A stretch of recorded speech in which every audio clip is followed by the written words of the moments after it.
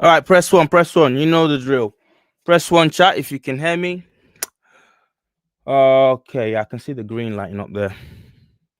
Hello, everybody. Hotep, Macy Graham. Thank you. I can see you.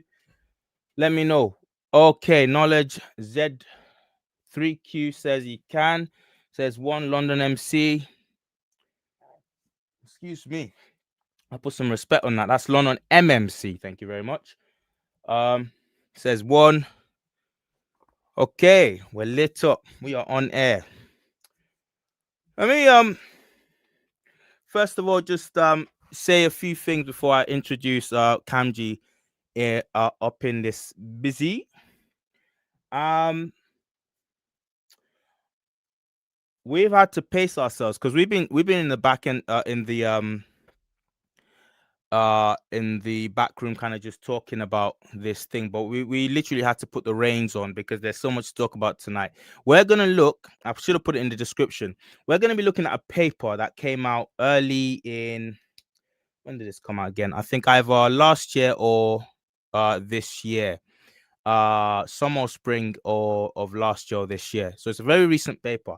What is it about nature? It's a nature paper. Nature is out to get us for some reason. They keep coming up with these hack jobs of that only amount to like um we was we was North Africans and we was Egyptian kings and all this, whereas they were nowhere to be found. The let's for want of a better term say the Caucasian type. The Caucasian type is very very recent in human history, in his achievements. Let's just be honest about it. Babylon, Egypt, Kush, all these places were the center of were the center of world events up until very very recently. But be that as it may, the Caucasian, our brothers, not brothers really, the elites in the Caucasian community have decided to retrospectively write themselves into human history, and in so doing, they have literally whitewashed everything. They've pushed blacks or so-called sub-Saharan Africans out of the picture.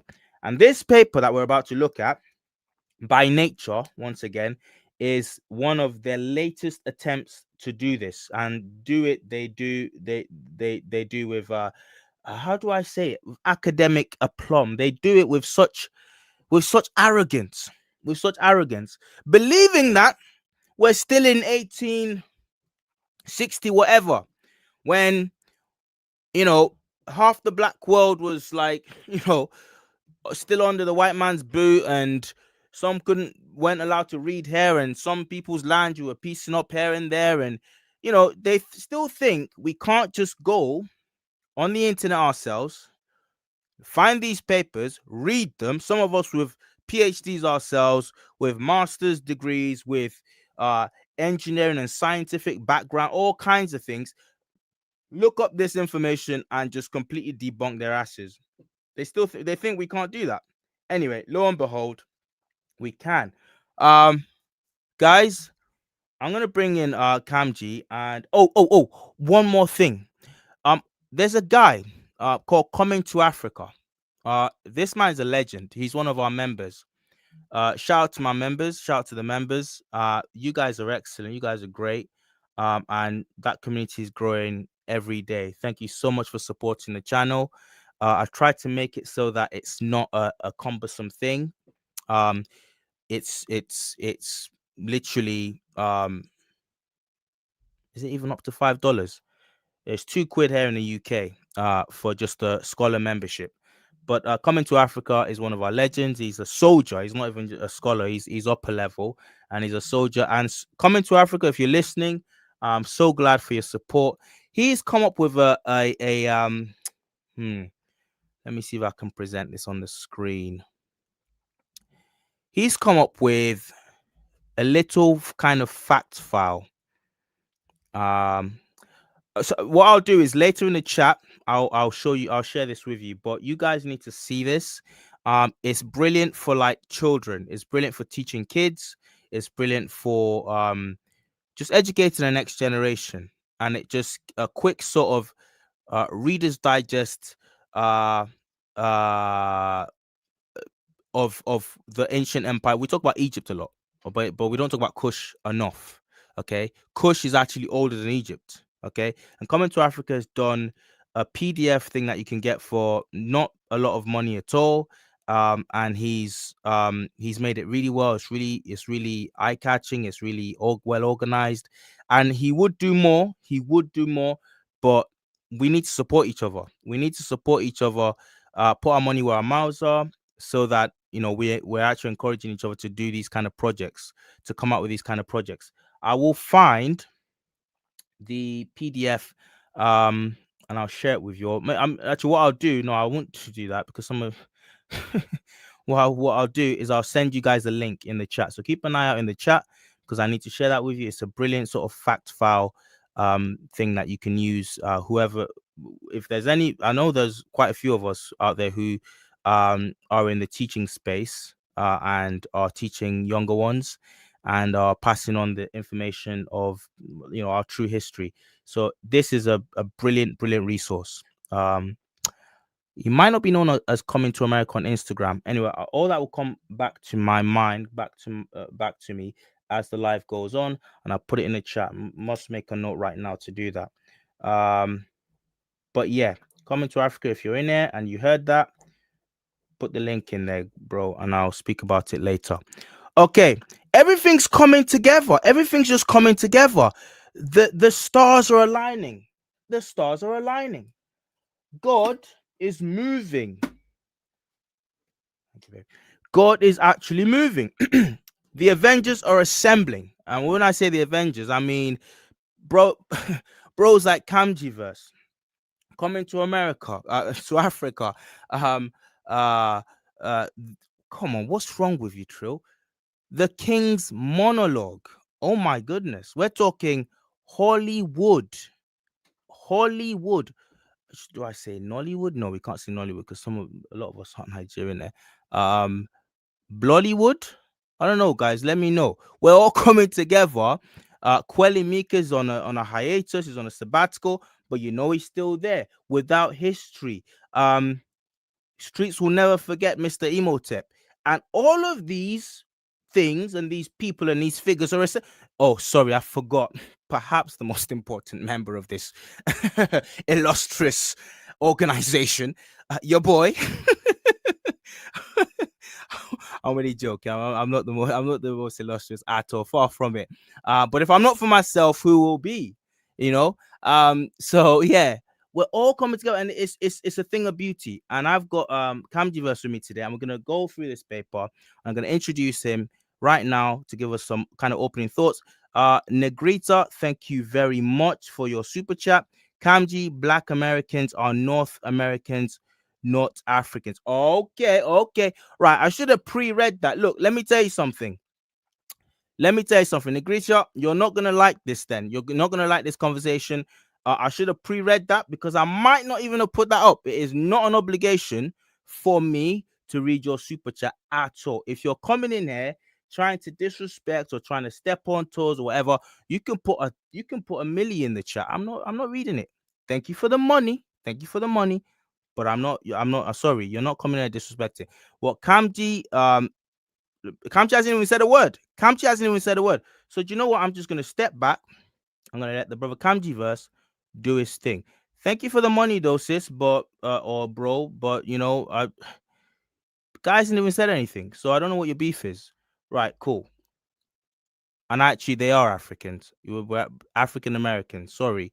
So go and apply your thing somewhere else. Anyway, let's add Kamji to the chat. Bro. What's good, everybody? I actually think that chat was pretty funny because there was a lot of Panos, Pan Africanist in name only, who are upset about some of my recent content in defense of Ivan Van Sertima because they think that I am helping the Aborigines. But as you can see from that chat, Abos don't like me at all. Like Abos actually hate me.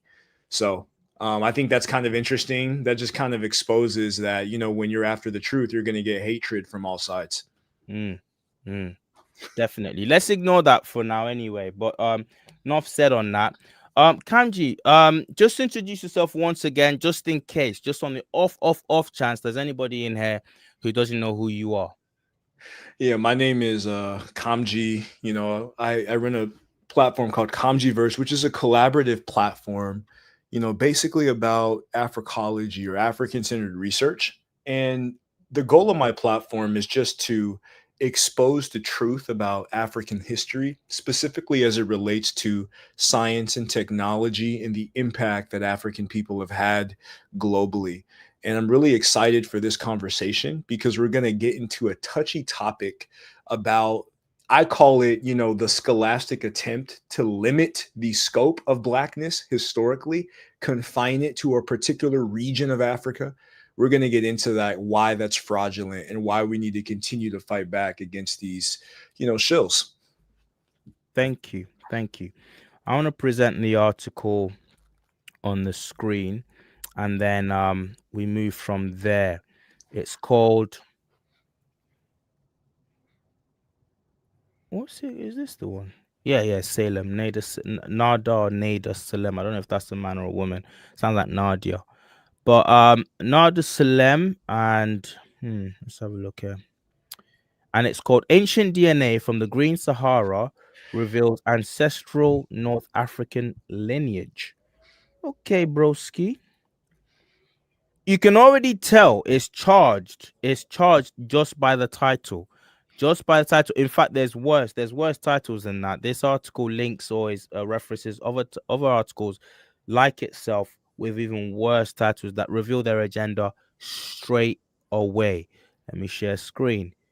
Okay, let's go to nature.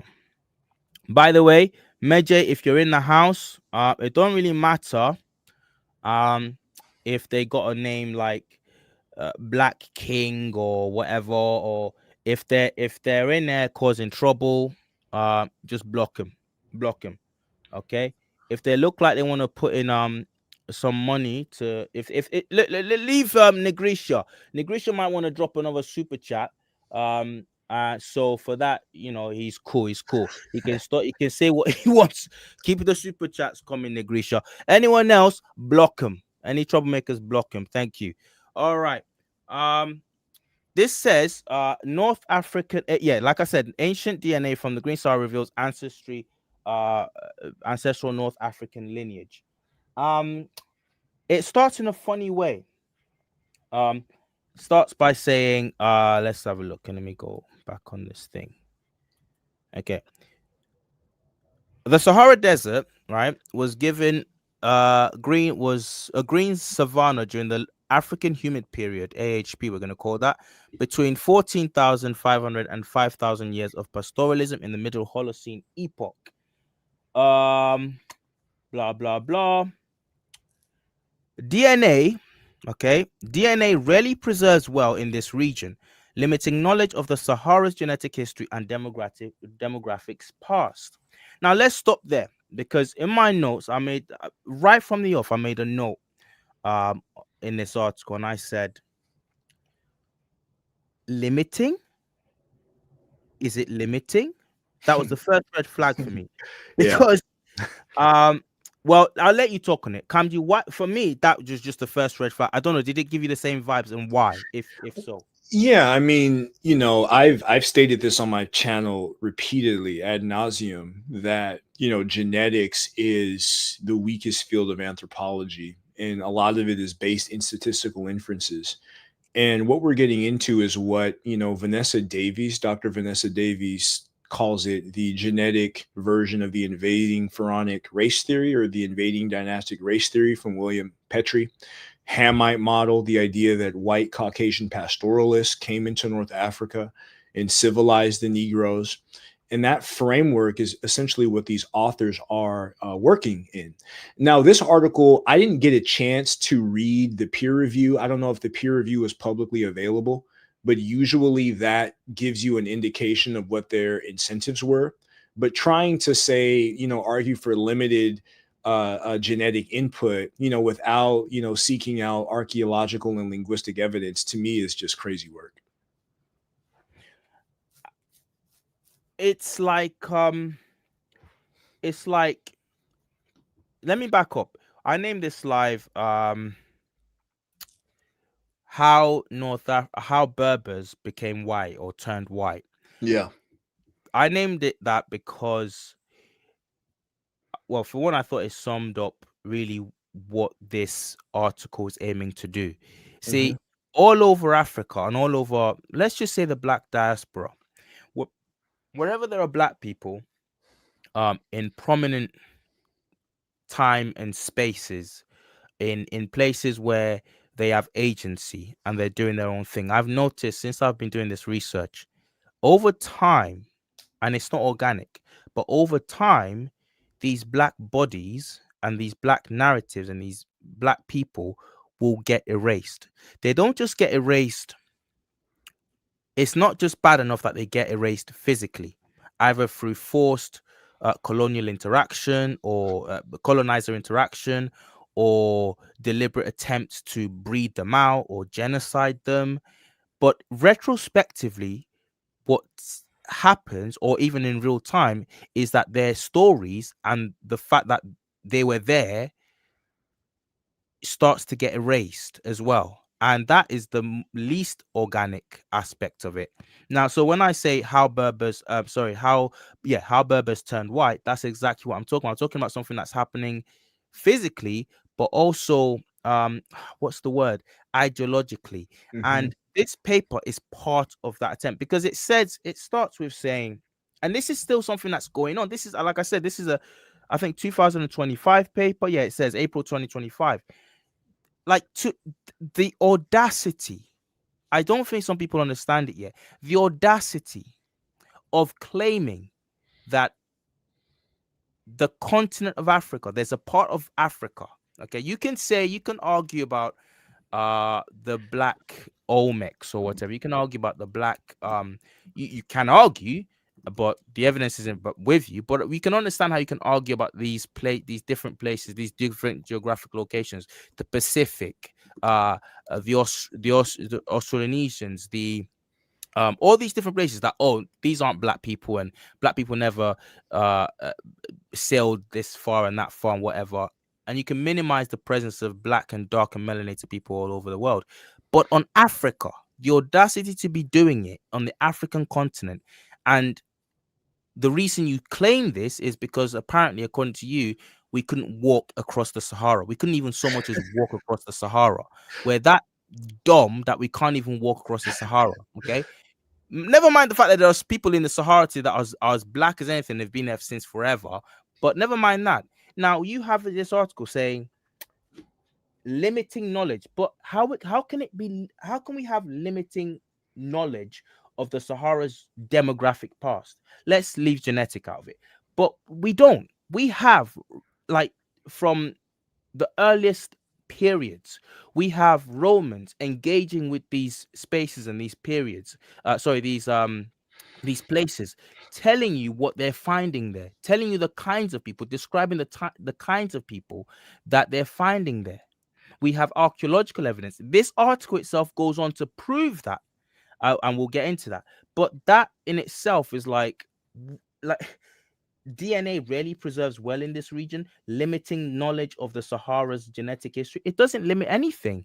We already have enough. And as Kamji already said, in fact, DNA is the weakest branch of our reconnaissance of these places, these regions, these times and spaces. DNA is very, very, very manipulable. Um, And yeah, go on, on Kamji. that point, if DNA is not well preserved in the region and you have one specimen, how can you use that one specimen to infer information about an entire lineage that they call ancestral North African? To me, that's just like you're working backwards from your conclusion, because if it's limited, then you should say that this is tentative and we need more information. But they have an agenda, so they won't do that.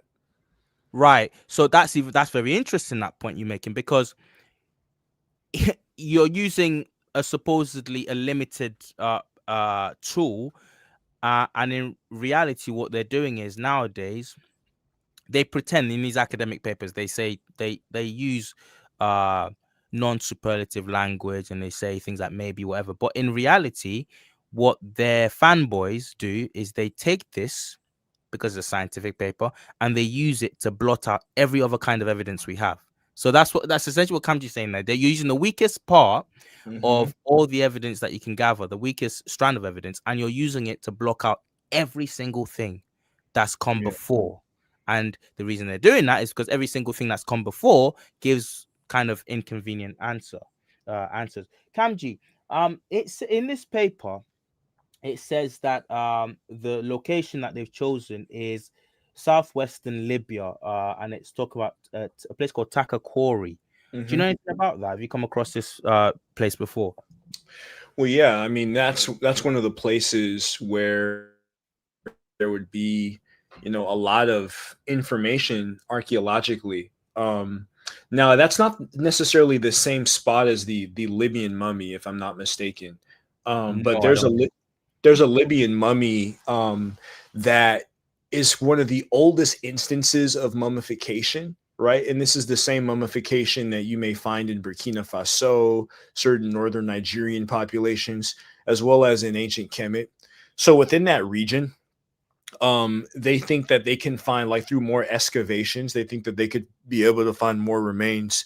But up until now, like, I mean, Takakori is literally the first example of them being able to get a glimpse of what the genetics of the African humid period looked like. But again, like, if you are familiar with Boubacar Sal's research, there was a multitude of different populations in the ancient Green Sahara. So, if you understand the archaeology and the linguistics, you'll be able to put a lot of the false inferences that they make in check. What's that name you just said? Abubakar. Boubacar Sal, if Boubacar Sal, he has a article on the Journal of Egyptology and African Civilizations. This is Obanga's journal, also called Ankh Online. And he has a lot of different articles that he's written about, just the Sahara and the different populations from the Kithians, the Tenarians, the Bovidian pastoral period, and onward. And white people, or leucoderms, only started to become predominant in the ancient Sahara relatively recently. Wow, wow. I just love the fact that um this isn't something that a few enthusiasts on the internet are doing. There have been people like with credentials doing battling away for the longest. That's amazing. Okay, cool. I'll check him out. Uh Thank you, Macy Graham. She says lie is gonna lie. Thank you for your for your $2 super chat there. Yeah, That's somebody true. said it in the chat. The Uwan Mahagiag mummy. Yes, that's the one.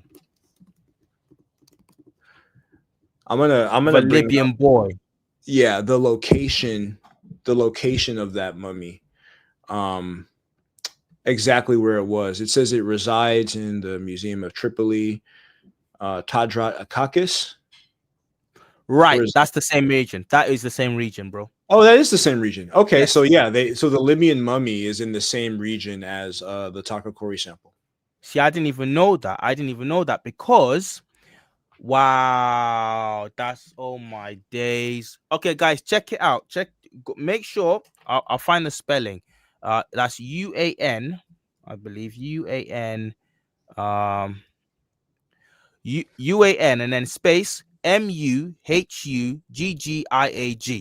Look up that mummy. Ewan Muhugiag or Muhugiag. I don't know how you say it. But that mummy, if you even on the Wikipedia entry, if you go way down, because that's where you see this kind of stuff at the in the small print below.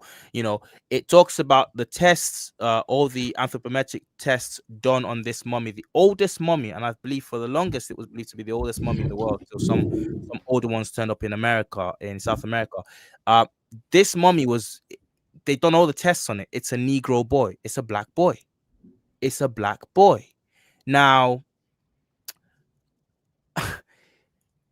it's incredible to me that the oldest mummy, okay, that we can find in the Sahara in Libya in within the borders of Libya is a black boy, and yet we're still sort of coming out of articles attempting to separate ancient African populations from today's, you know, African population. It's just amazing to me. It was They a don't black just boy that wasn't black. But you know what, Kamji? There's actually a documentary on YouTube. You laugh at that, but there's a documentary on YouTube of these people. They're actually it's talking about this Libyan mummy, but the tone of it, I watched it and I couldn't get to the end because it was clear to me what was going on. And when you're watching this documentary, the individuals involved not a nary a black face amongst them, but all these white professors that are doing this excavation, they it's like someone's like holding them hostage, but they're having to forcibly say with gritted teeth. One guy even looks like he's kind of like he looks crestfallen, his head's down, and kind of shaking his head as he says, it looks like a Negro, a black boy. And I'm like, dude, why are you sad for? What are you sad for? It's just It's it's ridiculous. I incredible, man. mean, again, because they want to push their propaganda.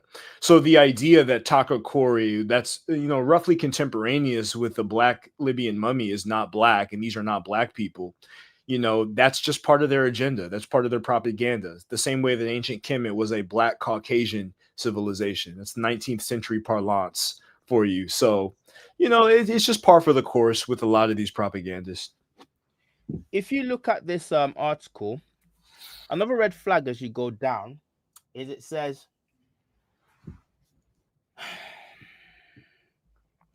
I'll highlight it for you guys. The majority of Takakori individuals' ancestry stems from a previously unknown North African genetic lineage that diverged from sub-Saharan African lineages around the same time as present-day humans outside Africa. Now, they go on and on to reuse this term diverge, as if the reader can't stop and say, okay, if something diverged from something, it still originates from that thing. If you have a road going in a straight line and all of a sudden there's a fork in the road, or there's a branching out from that road, it's like a river. You'd call it what's the my geographers in the house, what is it, an estuary? Or it's still it's still that river. It branches off that river, but it's still that river. Okay, so I don't understand what their point is with this word. They use it again and again and again and again. I don't know, did you find that, Kamji? That was annoying to me. They kept saying divergence, divergence, divergence. Yes, but it's still rooted that in that genetic parentage. I mean, and this gets into some of the, methodological errors, because even if there's a divergence, that divergence could be due to genetic drift. And it doesn't necessarily have to imply admixture per se, or just a different population in general. Like, it could be the same population, but Right. there was just some genetic drift. And that genetic drift, is acceptable within the realm of African genetic diversity. So, there's a lot of different things where, they're using certain arguments and certain inferences to make points that don't necessarily have to be made. Right, right. And they say this paper talks about, I think you said it earlier. You mentioned you might have said it before we started the live, actually. I might be misremembering, but you did say at some point today, you said that this doesn't even signify phenotypic divergence. So even if you're having genetic divergence, Yeah. this doesn't mean anything as the phenotype. It doesn't. And a lot of the haplotypes, particularly the European haplotypes, if you look at Lebrana man in Mesolithic Spain, that's like 7,000 or so years ago, kind of contemporaneous with the Takakori sample. you'll find that they had dark skin, that they were lactose intolerant, right? They had the skin gene associated with heavy melanation. They had prognathic features, right? So Europe, and this is after many of these haplotypes, the I's, the so-called R's, K's, etc. Right? This is after these haplotypes were engendered. You still see predominant African or Africoid features within Europe. So again, like it could be the case that Tarkakuri is completely distinct from other African groups, but that doesn't change what it looked like. It probably most definitely looked like a black person. I've made that point before in a video myself, and I was put onto it by Quelimika way back when, and he said, and I looked into it, and it's true. You got the Andaman Islanders who share. That was the example I used because I found it to be the best. Andaman Islanders share the same haplogroup with some Tibetans, Mm-hmm. modern day Tibetans, and they look a world apart. Andaman Islanders, you put them anywhere in Africa, in infra-Saharan Africa. Shout out to Kamji for coining that term. He's the first person I heard use it. It's a Shamarka perfect. Keita is the one who invented it. Oh, brilliant, brilliant. Okay, but I first heard it on Kamji's channel, and he's using it to replace sub-Saharan Africa. We don't use that word here, but these people put them anywhere in modern day infra-Sahara Africa. You will see they could fit in anywhere, but yet they share the same haplogroup with Tibetans and other East Asian type of people. But like, so we're talking about the African continent now. We're talking about people. Okay, fine, different haplotype, different haplogroups, but every time you keep doing the tests on their skeletons, skeletal analysis, craniometric analysis, is pointing to the fact that in look they look just like black people. So what are we talking about? What exactly the beef here? London MMC says first of all, shout out to Negrisha, you're still here. Okay, that's that's some dedication. He says 300,000. I might have just had you wrong. I don't know, whatever. Negrisha, thank you for your $4.99 super chat. He says 300,000 of Sarsins fell, some blue, some yellow, some black as more. The Sultan, that's a quote from the Sultan of Babylon, date circa 1450. Thank you for that super chat. London MMC says divergence also doesn't imply change in phenotype, which is the point we just got done making. Thank you for that, bro. Um, right.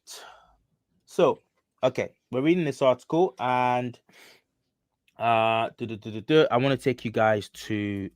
I'm not taking it off screen. That's silly. I'll take you guys. Let me just add that back. One sec, guys. Sorry. Okay. Okay. Cool. Cool. Add to stage again. Cool. Right. So, I'll take you down this article, and it says this. No, I'll skip forward there. 15 human burials. Let me just hover over it. I'll zoom in slightly. No, that's too much. 15 human burials were unearthed, because this article debunks itself. We'll see if Kamji agrees with me.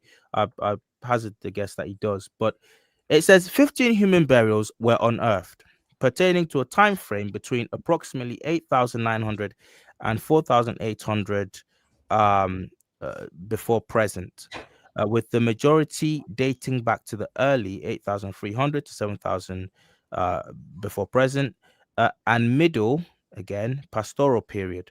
Strontium isotope analysis on the remains, primarily of women of reproductive age, children, and juveniles, indicated a local geographical origin. Two naturally mummified adult female individuals attributed to the middle pastoral period were selected for our DNA analysis. These individuals were directly radiocarbon dated to about 7,158 to 6,796 years BP. Blah blah blah. Now, I don't. Kamji, can you help me out here? Could they, when they say 15 human barrels were unearthed, are they talking about mummified remains, or just just lying there, whatever? And could they have? I'm suspicious here. Could they have had um could they have had a wider range to choose from? Or I don't know. I don't know how far you've read into the article. Well, I mean, with respect to this stuff, when you're dealing with remains, the coverage is important. So like with a Neurod sample, initially, Mareza, she had a very, very low coverage and they had to use some amplification methods. So in this case, I think the question isn't necessarily mummification per se, but it would be how many full genomes from those samples were they able to retain, and what is the coverage that they were able to get, from their methods. So that's going to be a closer detail about what they did in this particular study. So yeah, I don't know if they listed that there in their Right. methodology. I'd have to scan through the study to Yeah. see that. Yeah. Before that bit that I read, it did also say this. Again, I want to take you guys through this kind of like based on what I'm based on the perspective of somebody who has learned uh just not as much as Kamji, but I've started to pick up on the deceptive markers, the things that should make you start thinking, what? And before the bit I just read out, if you go back to the first page, where the abstracts, the first bit of the abstracts on, it talks about let me find it. Oh, Both I track and found it. flow. You found it. In the The article. So they said TKH009 had low coverage. Okay, so it says for subsequent population genetic analysis, we merged the low coverage data from TKH009 with the high coverage data from TKH001. We note that many of the signals of this group are probably driven by TKH001 owing to its much higher coverage. So they lumped all of the data into the high coverage individual, and then they put it in the PCA, which we know about PCA for those of y'all who've been following my channel. PCA is very, very flawed. So just the fact that they used the low coverage data and they also used the 1240K SMP panel. Shout out to King's Monologue and Pan African James. Many of these SNP arrays are biased against Africans, and 1240 would be one of those. So right off the bat, they're using a biased SNP array and they're completely skewing the data towards Eurasians. um well, that is in line with what I was looking for. And it's where it says our findings, right, here we go. Our findings suggest that pastoralism spread through cultural diffusion into a deeply divergent, isolated North African lineage that had probably been widespread in northern Africa during the late Pleistocene epoch. Um, and then it goes on to talk about um, where's that bit about Levantine admixture? Essentially, it talks about in the abstract. It talks about. Oh, let me just click Control F and see if I can get this. 11. Let's go. There we go. It's on the next page. It says um duh, duh, duh, duh, duh.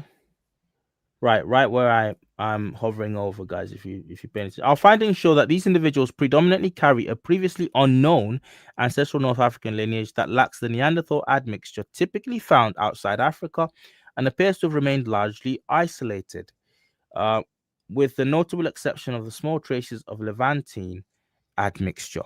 So, what you tend to find very quickly with these articles, especially those that are coming out from Nature, is that they want to inculcate into your minds early on Levantine admixture, Levantine admixture, Levantine admixture. But it's like, how probable, let's just step back a minute. How probable is it that you're constantly finding Levantine admixture, but no quote unquote sub-Saharan admixture? I mean, it's it's a bit for one thing, it's a bit convenient, and it just sounds less probable that you're constantly finding Levantine admixture. And I have my own theory about this: is that a lot of these modern day uh uh inhabitants of North Africa, of course, have uh Levantine genes, okay, and Sure. admixture, as it were. And they're constantly, you see them on TikTok, they're constantly saying, doing their tests and finding that they can trace themselves back to a substantial amount of their uh, genotype, or so, I don't know what the word is, haplotype would come from the Levant. And they're constantly, sharing this and showing how, basically kind of showing how they're all kind of interlinked. But certainly, let it not be confused, no Nigerians in there. They've got no Nigerian, they've got no Ghanaian, they've got no Sudanese, they've got none of that in them. But look, guys, we're all linked. The Levant, Syria and all this, blah, blah. But it's like, so when you read articles like this, you kind of think, oh, right. It's that would make sense then. If you're working your way backwards, you're figuring that it's part of the agenda, certainly, almost as if they're trying to corroborate a modern day narrative. Do you get what I'm trying to say, Kamji? Yeah, yeah. I mean, they're basically looking for genetic justification for their claim to the land and for their removal of Africans. Like if you're familiar with the Libyan enslavement, the Tunisian, xenophobia against black people, and just the many different movements of hatred, anti-black hatred that exists within the Maghreb today. You have these scholars who are trying to substantiate that. And I would even say on top of this, because there's one angle with respect to the Amazigh populations, but then there's just Europeans who are trying to impose the Hegelian model of African history, and they're trying to separate North Africa from Africa south of the Sahara, and that plays in part with their model of black people ain't sugar, honey, iced tea. Black people don't have any role in the development of classical civilizations, which they pinpoint to be in the Mediterranean area or the Mediterranean zone. So there's a deep-seated racialist intention behind it. And like I said in the beginning, the genetic version of the invading dynastic race theory, and they're just working backwards from a predetermined conclusion. Precisely. I think it once you see the pattern, it becomes very difficult to ignore. Um then as you go further down in the article, okay, let me quickly find this. Let's go back And to the as you're speaking, I'm skimming through the supplementary information, and it just kind of it's actually kind of worse if you ask me. They went through a lot of detail just to try to fit this together, and it's a bit messy to yeah. say the least. What you make of this statement, Kamji? To visualize the variation, and it's on the screen. Let me just go back. There we go. To visualize the variation of the genetic ancestry of the Takakori individuals, we performed. Now, when we say individuals, I think it's 3 in total that they actually did this test on. Um, to visualize the variation in the genetic ancestry of the Takakori individuals, we performed a principal component analysis (PCA) Mhm. using genome-wide data from 795 present-day individuals from the whole African continent, the Mhm. Near East, and Southern Europe, all genotyped on the Human Origins SMP panel. Um, we then projected the Takakori individuals and 117 relevant published ancient genomes um, onto the first 2 principal components.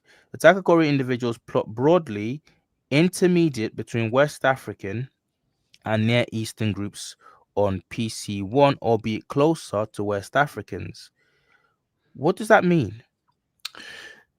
Basically, they're trying to say that the Takakori is separate from West African populations, or it's in between West Africans and so-called West Asians. But there are some Fulanis who have ancestry from the Ibero-Maurusians, according to their analysis. So they're trying to say that it's distinct from most West Africans, but close to the Fulani and specific Sahelian populations. Okay, so let's keep reading.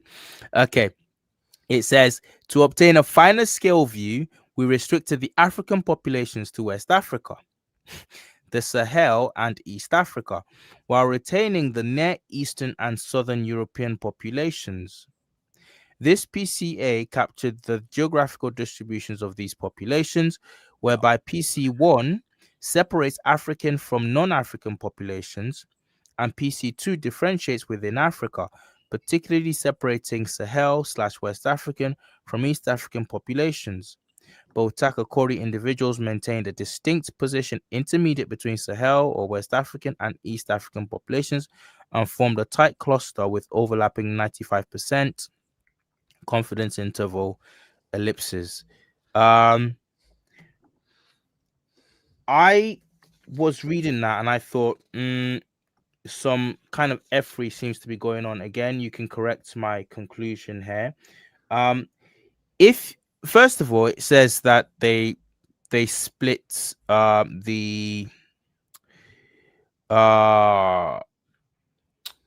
they split the between West African and Near Eastern groups, Yeah. and it was closer to West Africans. Isn't that kind of going against what they were saying? Yeah, What it the whole is. It is, and I've read it before, and I know that they're trying to refer to the Fulanis. And to help you out a little bit, in supplementary table 2.9, they talk about the detectable Neanderthal ancestry. And according to this table, they have 0.15% of Neanderthal in Takakori, right? So that's actually less than what they can detect in Tafarat. So wow. if Tafarat or the Ibero-Maurusian is an African, and they have determined that it is an African, but Takakori has less, that actually indicates that Takakori is more related to Africans, infra-Saharan and super-Saharan Africans, than it is to any West Asians, just off of the Neanderthal, the detectable Neanderthal in supplementary table 2.9 of this study. Yet one article cited by this article heavily a couple times states that is that literally titled, let's see if I can get that up. It's literally titled it's the biggest cope title you ever hear. So they found that in these Takakori mummies, there's less Neanderthal genetic admixture uh, uh, uh, in comparison with other studies, right? Yeah. And notably less, very, very minimal. In fact, without comparing, they're saying there's hardly any. Yeah. Okay. And that's an indicator that would point against the conclusion that this article, this point, this what articles like this tends to conclude, and what the narrative that they try to push. It says here's the paper. Let me put this up here. Just want to find out the And title. modern North Africans have more Neanderthal than Ibero-Maurusians and Takakori. There you So, go. like, I mean, I mean, shout out to Pan African James, like that is kind of a dagger into their whole conclusion. Ancient genomes. This is a PNAS. I hate using that. I hate that acronym. PNAS. Uh, ancient genomes from North Africa evidence prehistoric migrations to the Maghreb from both the Levant and Europe. That's Yeah. a paper from 2018, I believe. Yeah, June 2018, and it's Rosa Fregel, et al. So that paper seeks to prove that no, actually, ancient North Africa shows a link to the Levant and to Europe once again. Yet this is constantly in It's diametrically opposed. So I'm reading Romans, okay, talking in 2000 years ago and before 2000 years ago, saying things very casually, saying things like she was of the Afar race, and as because she was of the Afar race, her facial features, her body type, bore all the marks of the Afar race. The Afar race meaning Africans, North Africans in that time, because that was the people they had most contact with, in when it came to Africans. And this guy casually says, "Yeah, she bore all the hallmarks of the stereotypical Afar." And he goes on to say, kinky hair, thick lips, black Yeah. skin. It's not enough. So some people try to take quotes like that and say, well, this is describing one person. But why that quote from me? I believe it was I can't remember now. But maybe Siculus, some no, not Silius Italicus, I believe. And it's not enough, right? That this person is describing a North African as pertain to their time. It's that he says this is person bore the stereotypical hallmarks of the North African that we know.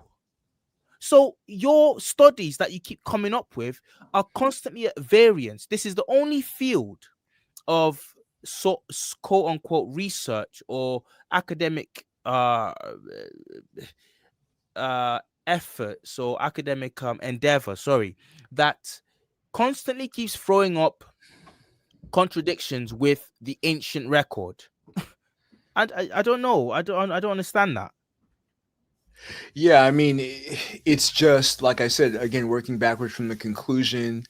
Like if you go into the records themselves, like even Cassius Dio, who he referred to Septimus Severus as being of the African race, from Libya, and just the different depictions that these ancient people had, or these people in classical antiquity had, and for them to try to play a three-card Monte game and say that, oh, there's migrations from the Maghreb, Levant, and Europe. What is that saying? Is that saying that these Mesolithic, dark-skinned European or Paleo or some of them they call Eurafricans. They use the term Eurafricans.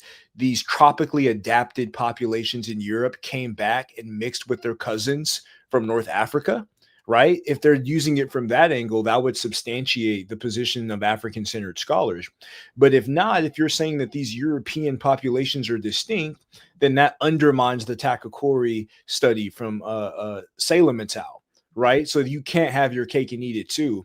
Either these are different populations separate from Africa, or they're interrelated out of Africa hub populations that have been mixing for millennia, right? So you gotta pick one.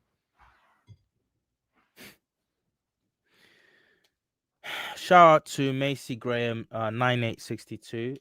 She says, does ancient hundred does ancient mean That's 100 a years good ago? question. Because I was actually, and I researched this. There was a Zoe who commented on X, because I recently stated, hey, there's no ancient DNA from pre-Columbian Mexico, right? Because you talk about antiquity, there's a lot of tropical regions that environmentally degrade, but in DNA, any DNA older than 50 years is considered ancient. So, like, if you're dealing with that, yeah, I mean, Macy's right. Yeah, that 100-year-old DNA would be considered ancient DNA. Really? Yeah, yeah. So, like, if you have your great grandfather, let's say his DNA is 120 years old, that would be ancient according to genetics.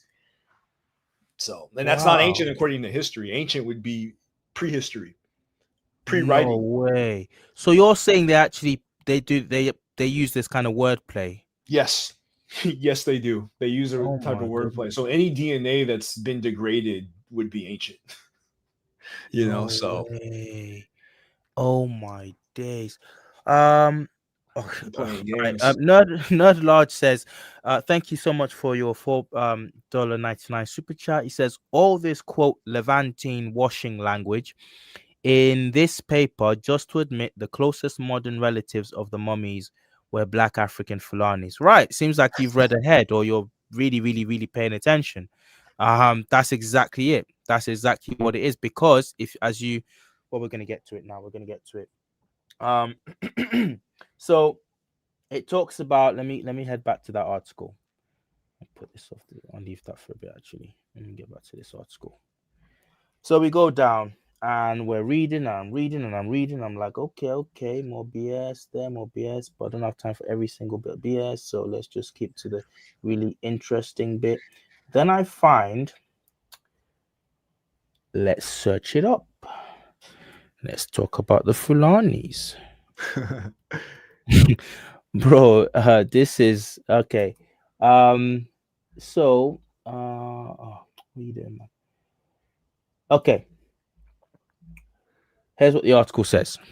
When restricting the comparative groups to present day African and Near Eastern populations, we found that a group of individuals defined as Fulani A in a previous study, which includes individuals from relatively less admixed Fulani herders from 8 Sahelian countries, shows an increased genetic affinity to Takakori.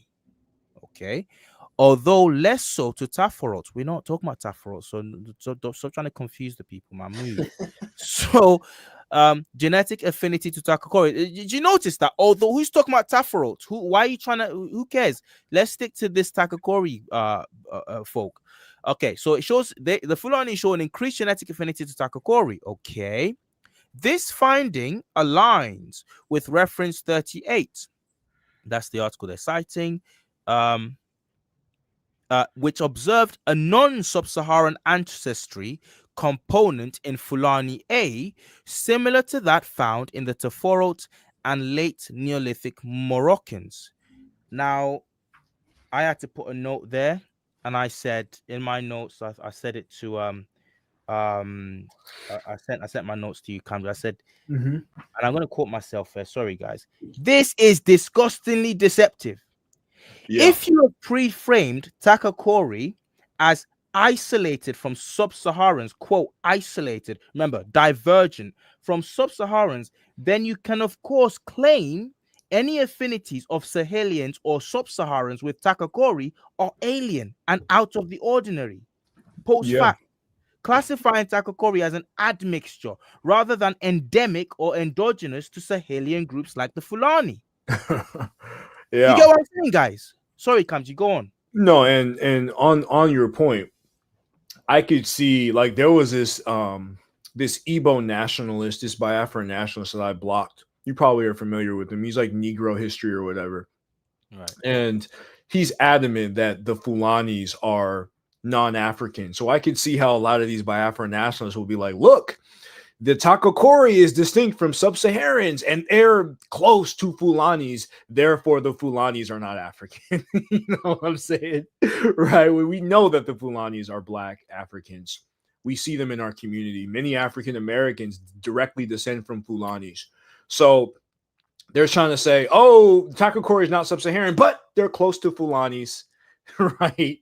It's just a backdoor way for them to divide and conquer Africa. Bro. But guys, right in the chat, tell me if you get what I'm saying there. Tell me if you get what the game that's been played there. We need to find out how many people peep this rubbish. Okay, thank you, King. I saw someone just got blocked like I'm. Thank you, thank you. Yeah, That guy's you've been having Abo spam in the chat since the beginning of the live because they really don't like me, so like they came just to spam the chat. right. I see. But Kamji can handle you guys. Kamji don't get it's like water off a dog's back. It's fools. You won't even notice. You just wasted your evening. Anyway, so so this guy, this Nardos Salem or whatever, he says basically this is what they do. They have to pattern up, they have to like make sure they cover like fix the loose ends, tie up the loose ends. There is a study that shows, and I've got the study, I didn't have time to read it in depth, but there's a study that shows, oh, Fulanis are linked to this Takakori these Takakori folk. But instead of using that to say okay, there's an affinity, they're framing that as though that's not what you would see. That's not what you would ordinarily see. They've compared it to Taffarot. I wonder if I wonder if what they could have done. I wonder if they could have actually done a test to see who they're closer to, Fulani or so-called Near Easterners. But we're not talking about that. We're talking about that in comparison with Taffarot, which is why I found that Taffarot thing funny. So, but the way they frame it, the sentencing is like, this is an odd thing. Again, I read this finding aligns with which reference 38, which observed a non-sub-Saharan ancestry component in Fulani. What do you mean a non-sub-Saharan ancestry? The non-sub-Saharan ancestry they're talking about is Takakori. Okay, Yeah. Takakori is, well, at least it aligns with Takakori. So they're saying, oh, this doesn't surprise us because we found other non-sub-Saharan ancestry in Fulani A. But how do you can't just post facto label this stuff non-sub-Saharan? Who made you god of what's sub-Saharan and not sub-Saharan? Do you know what I'm saying? If you're Yeah. finding this endemic amongst this haplogroup, endemic amongst modern day quote unquote sub-Saharans, then this isn't abnormal. This is like, oh, this is, you then reframe your findings to be like, oh, okay, so these people are linked, not, oh well, this is just another non-sub-Saharan. It's, Yeah. guys, It's chat, type yes. one if you get what I'm trying to say there. What I find fascinating, one, they're saying ancestral North African, and then they admit that the Fulani is closely related to Tafarat, closer related to Tafarat and Takakori, and then Takakori has affinity to the Fulani. So the Fulani is one group in West Africa.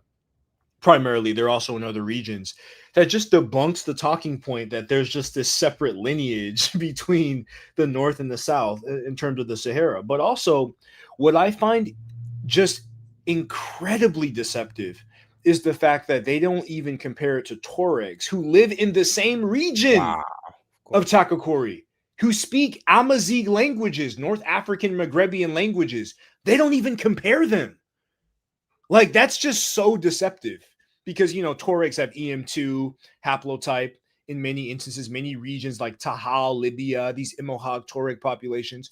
They don't touch it. And again, like, as King Monologue, Pan African James admitted, they're using a false, biased Eurasian S&P array. So, like, it's cooked in so many different ways. I've got it. I've got the um just to buttress that point you're making. I've got the page set up on their map for where they took the modern day genomes from, right? So correct me if I'm wrong. This is a map of where they've compared these ancient mummies genes with where they've got their samples from. So they've got samples. Look, guys, I hope you can see my mouse, right? Or my cursor. Look at the whole. So this thing is in diamond. You can see the where they found the Takakori individuals right there in southwest Libya, right on the border there with, would that be not Tunisia? That would be Algeria, right there with Algeria. And you go, okay, why have you not taken any samples from anybody here? Chad, Yeah. Niger, Northern Nigeria, Mali. What's going on? Why have you gone? Oh, look at this. I'll We'll show go you. and sample some bliggity black, some jungle bros. Right. Shout out to my Nigerian slash Cameroonians. That, that's where I'm from. That's where my ancestry goes back to. Me So as I'm not well. cussing. Right, there we go. So I'm not cussing anyone out here. But let's go in the deep dark heart of darkness to really find our samples, and that will show. But let's like, what's all these countries here? Why have you done what? Why? And we'll go further down. We'll go. I don't know if this is Namibia. We'll go to Namibia. We'll go to South Africa. Like, what? Kamji, am I reading that well? Or Yeah, it's just bias. It's just bias. And these are supposed to be, if I'm not mistaken, is this an ancient DNA map or a it says no, this is modern, I think. okay. Um, I'll Yeah, if read. this is modern, then that's horrible. But even then, like, they're not they're really biased with the way that they have it set up. And even when I did the video about this, one of the main points that I made was that they misused F4 statistics, right? So in their analysis, they allege that Takakori was closer to Zlati Kun sample, which is an out of Africa hub sample, than it is to modern Africans, and they set up F4 chimps Lady Kun Yoruba TKRS, right?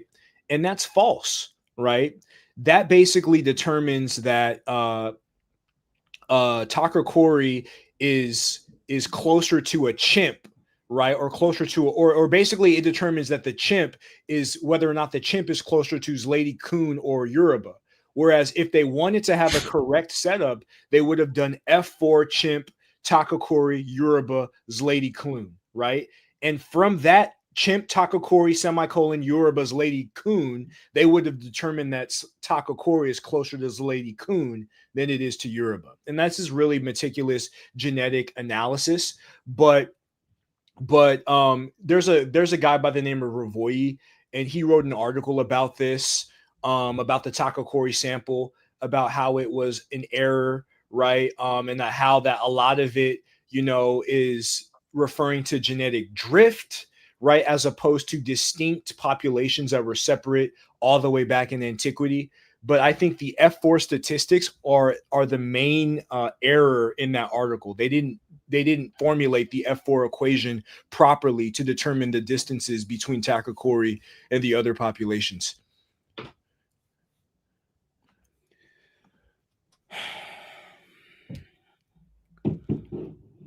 Um, hmm. I'm just catching my breath. I'm listening to and I'm catching my breath because it's infuriating. It's actually Yeah. infuriating.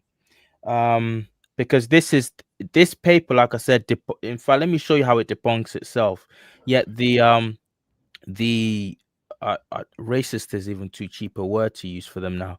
The bedwetters, the incels, who Yeah. the kind that will take this article and bandy about. We know across the abyss from us here is that fellow metabolics who I think he did do a video on. I think he did use this to say, oh yes, see, look what I was telling you. But if you read this article, look what it goes on to say. It actually debunks any gotchas that you want to that any of these types want to be spiking the football on. Right. Let me search And because this. he's hell bent on, I mean, as a Sicilian, anybody who ever watched Godfather, they even speak about how black Moors were the ancestors of the Sicilians. But he's hell bent. He kind of has a complex being Sicilian, and he wants to associate his ancestors and the Carthaginians to Europeans. So we already know what's. And in the study that he used, and you know about this, they sampled more on the European side of the Mediterranean to try to show that the Carthaginians were closer to Europeans. It's just like, what are we doing? Like, what is this? Archaeological. Right. Yes, we're there. We're there. We're already on this page. Right, chat. Let me know. We got 74 in the house. I hope it's because I haven't refreshed the page, but we've only got 27 likes. Please hit the like button. Hit the like button so that the YouTube algo can push this video out to the wider masses. I wanted to also say, forgotten it now. I wanted to also say, anyway, just shout out to everyone who's in the chat who's really engaging with this stuff. I'm so proud of all of us. I'm so proud of you, Macy Graham, G Marielle, London MC, uh um who else has been there? The King's Monologues obviously been in there. I'm so proud of all of you. Thank you. Thank you so much. Um check this out, guys. These findings are consistent with the archaeological evidence of the southward expansion of pastoral Neolithic groups from Central Sahara. It's not Sub-Sahara anymore, it's Central Sahara. These findings are consistent with the archaeological evidence of the southward expansion of pastoral Neolithic groups from Central Sahara. Okay. Rock art, ceramic production, and funerary practices provide detailed indications of the spread of these herders at the end of the Middle Holocene, probably driven by the progressive aridification of the Central Saharan regions. Okay, so they found, okay, check this out, guys. They found that okay, we the math ain't mathing. We need to make this make sense.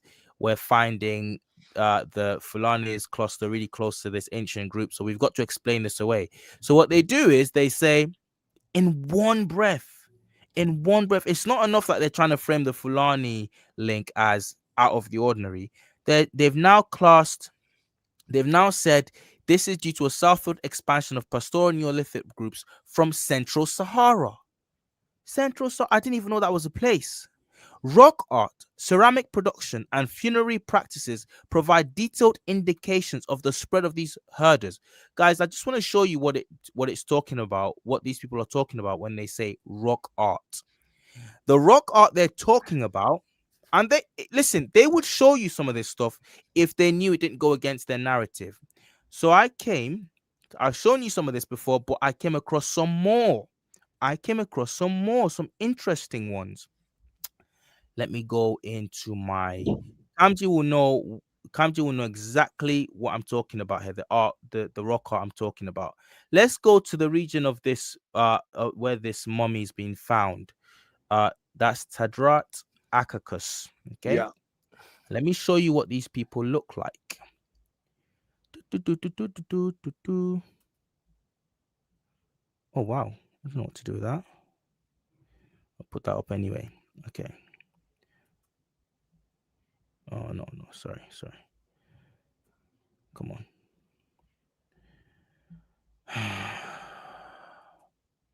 Wake up, Trill. Okay, I've got to remove that. Stop screen. Reshare. Where's that gone?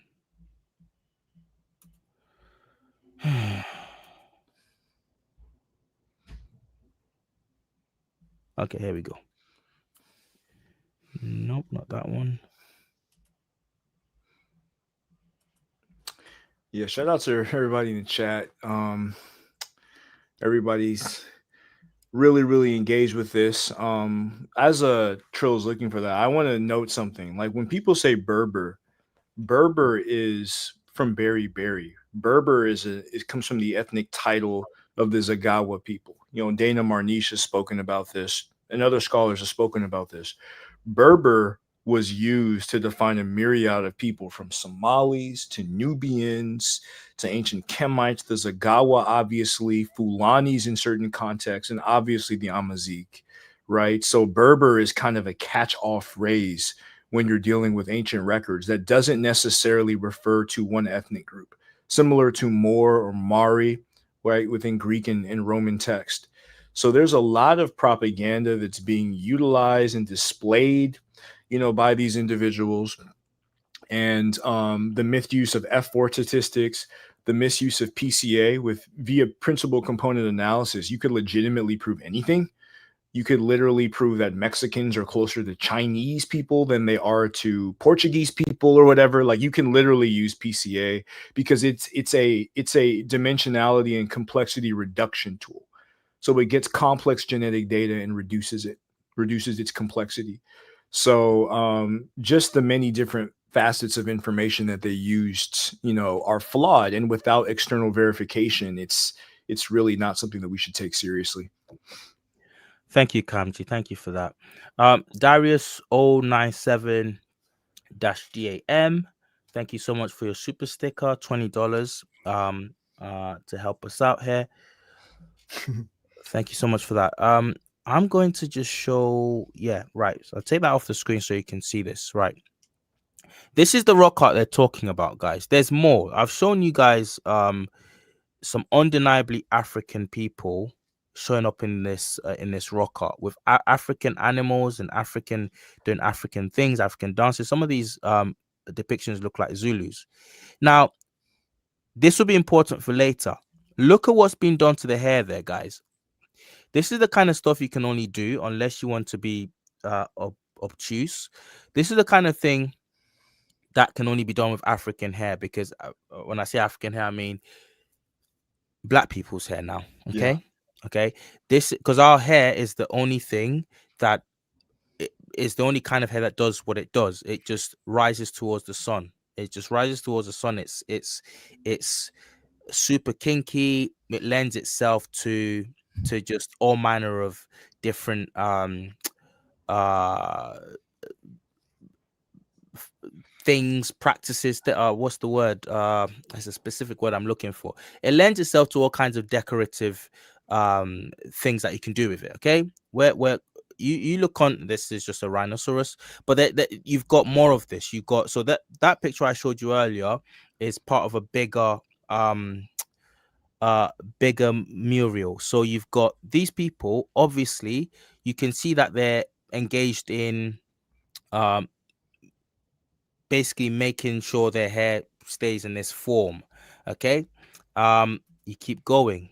There's a clearer depiction of what they're doing. They've all got this hairstyle, this kind of, I don't know what you would call it. It's kind of like a Roman helmet kind of thing, but it's not. It reminds me more of a kind of like a peacock, a 2D peacock. Right, you got the same image there. You've got this, which doesn't surprise me. Talks about the Garamantes being hunters of other Look at Ethiopian that groups. wheel. Look at that wheel that they said Yep, Africans didn't invent. yep, yep, yep. I'll keep going. I believe, I don't know what that is, but it looks to me like a crocodile. So this is rock art showing African people, African. Now, look at this, guys. Look at this. Look at the hair on these people. Look at the Braids. hair on these people. Let's not mention the little action going on down here. I don't know what's going on down here. But and look at their shape, look at their form. Again, this is Neolithic era images you're looking at. These are images from thousands and thousands of years ago on the African continent. If you came to these images without any bias, without any preconceptions at all, and you saw them, you could easily think you were looking at Khoisan depictions, or because there's Khoisan rock art as well. There's Zulu rock art. There's stuff way down in Africa that looks exactly like this, and this is just touching. This is just touching the surface. Okay, this is the rock art they're talking about. That they talk about in kind of mealy mouthed manner. Let me show you something else. Now, I happened accidentally on this, Kamji. I Yeah. didn't know that our brother the King had done work on this night. He's been in the chat. He's a very humble guy. He could have been saying, check out my stuff, but he hasn't done that. I happened on this accidentally, and here it is. Let me share this as well. Okay, here we go. Right. Present this as well. This hairstyle, this hair culture is still being practiced, and I don't care what anybody says. The Fulani, that's what this article is alluding to without actually saying it outright. This practice you can still find amongst not modern day North Africans. Okay, you can find it amongst Black Africans. And if you've been on the King, if you're a regular visitor at the King's Monologue, you probably have come across this. So let me just give me, allow me, permit me to just be a newbie here and just revel in this amazingness. Okay. Oh yeah. Kamji, can you see this? Oh yeah, yeah, definitely. And you can see that the same hairstyle on the rock art. This is ridiculous. This is unbelievable. Yeah. Yeah. This is unbelievable. And these people, you can see why they are desperate to stereotype the true Negro and then separate these people from quote unquote sub-Saharans. Because if you look at them, first of all, they can in some, among some uneducated quarters, among some quarters, they can pass for, like, you can start to make mental gymnastics and say they don't look like your typical buck-eyed, big-nosed, big-lipped Negro, and say they're not Negroid, and say, oh, they're actually they're actually white. You can sort of see it. But if you didn't go along with that kind of stupidity, you would see these people and you see the rock art and you say, oh my goodness, oh my goodness, this is incredible.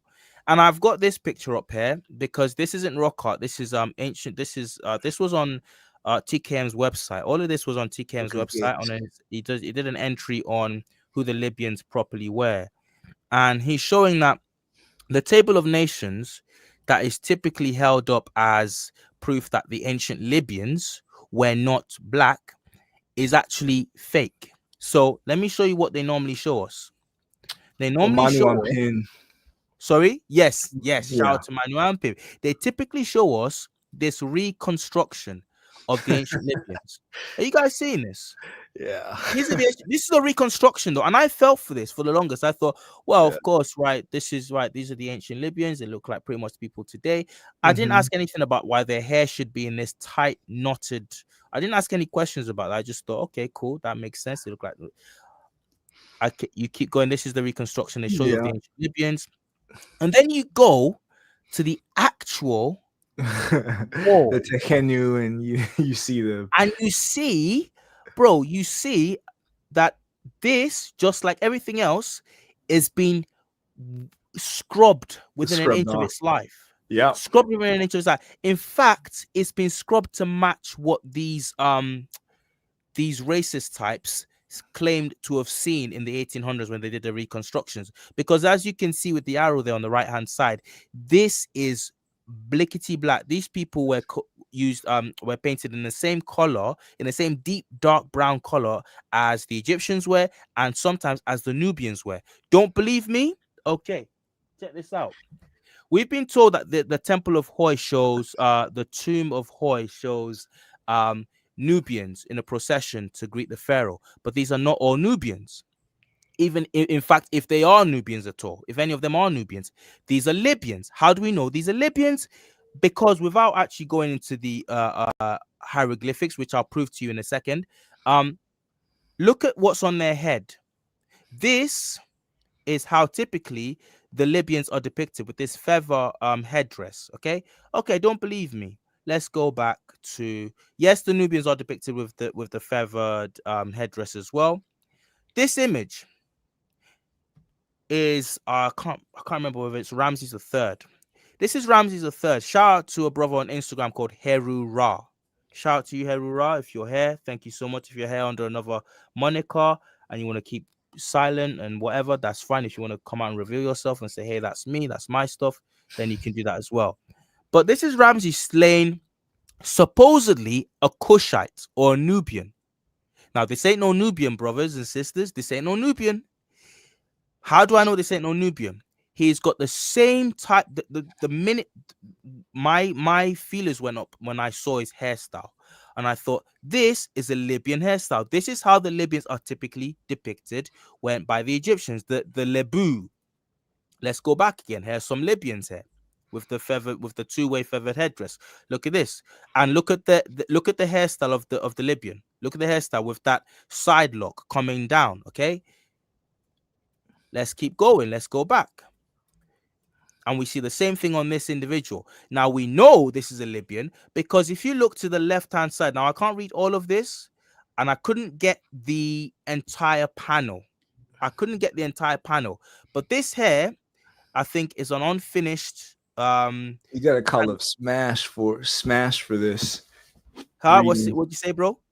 I'm just saying, like, there's a site called I think it's Tehenu .com, and it goes into North African history, and many of the Tehenu actually in ancient Kemetic records they depict them as coming from the same place as the so-called Nubians, right? And Reggie, shout out to bro Reggie Mabry, and him and Jabari had a debate about this, where Jabari was using the word tamahu as a catch-all phrase for white people, when in actuality, if you look at some of the texts as you're displaying here, they considered them another group of Africans.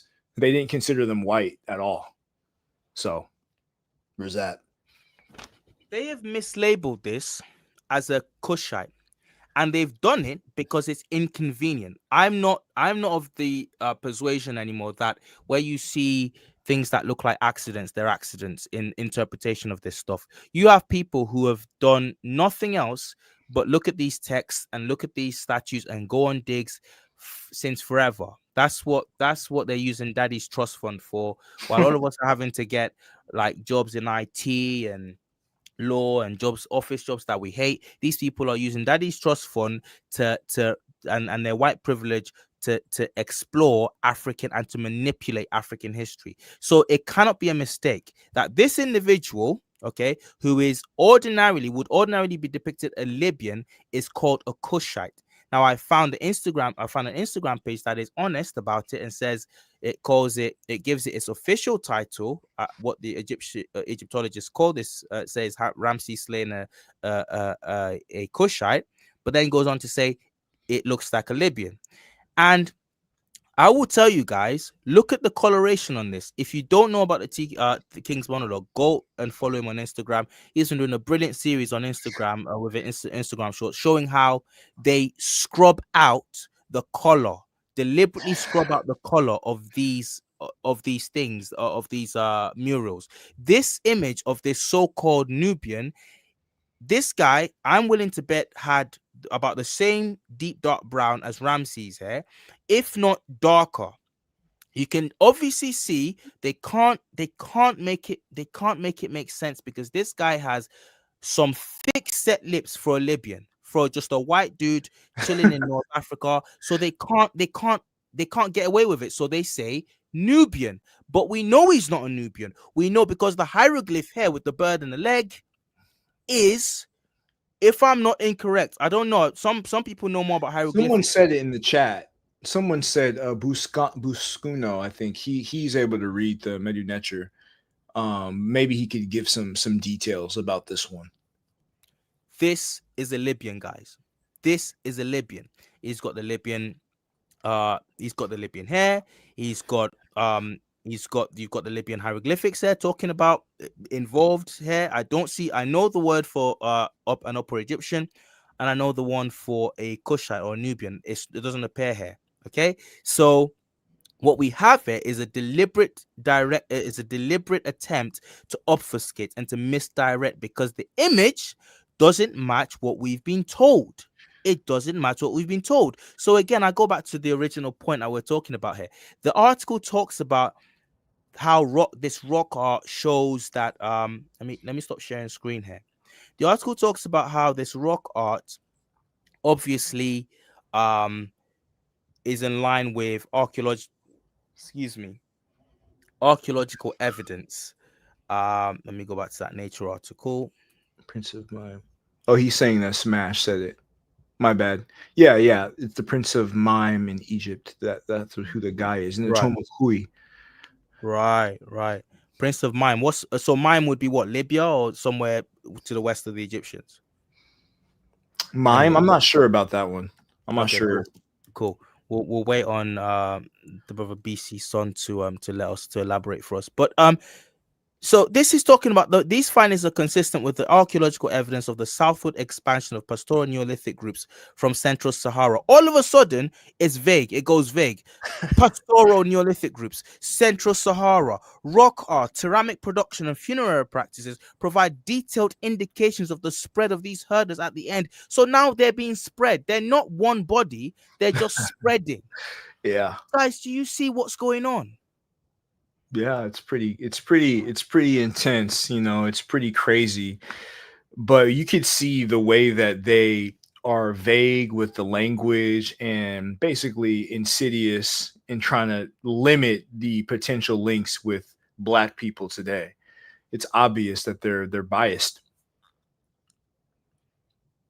It's incredible. It's incredible to the lengths to which this agenda goes, this attempt goes.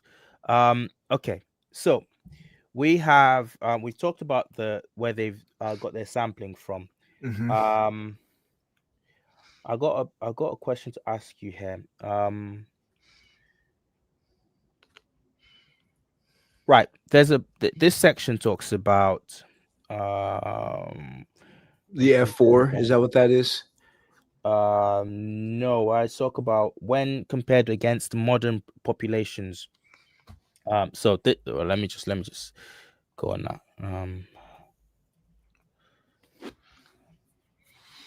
Okay, next, next, next.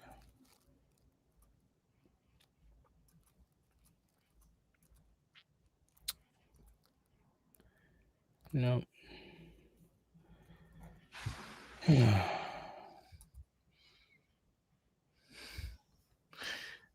This is I did being. not know you had this many elbows who follow your page.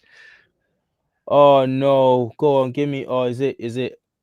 Guys, just block this guy. Is it user MH8? Do you know when they started to come in, bro? Is when I did the Olmec stuff. The Olmec stuff. Look, they are hating me with my because for some reason you did your Olmec video and they came in to support you. I did my Olmec video and they came in, spewing hate speech. I don't. I don't know why that is.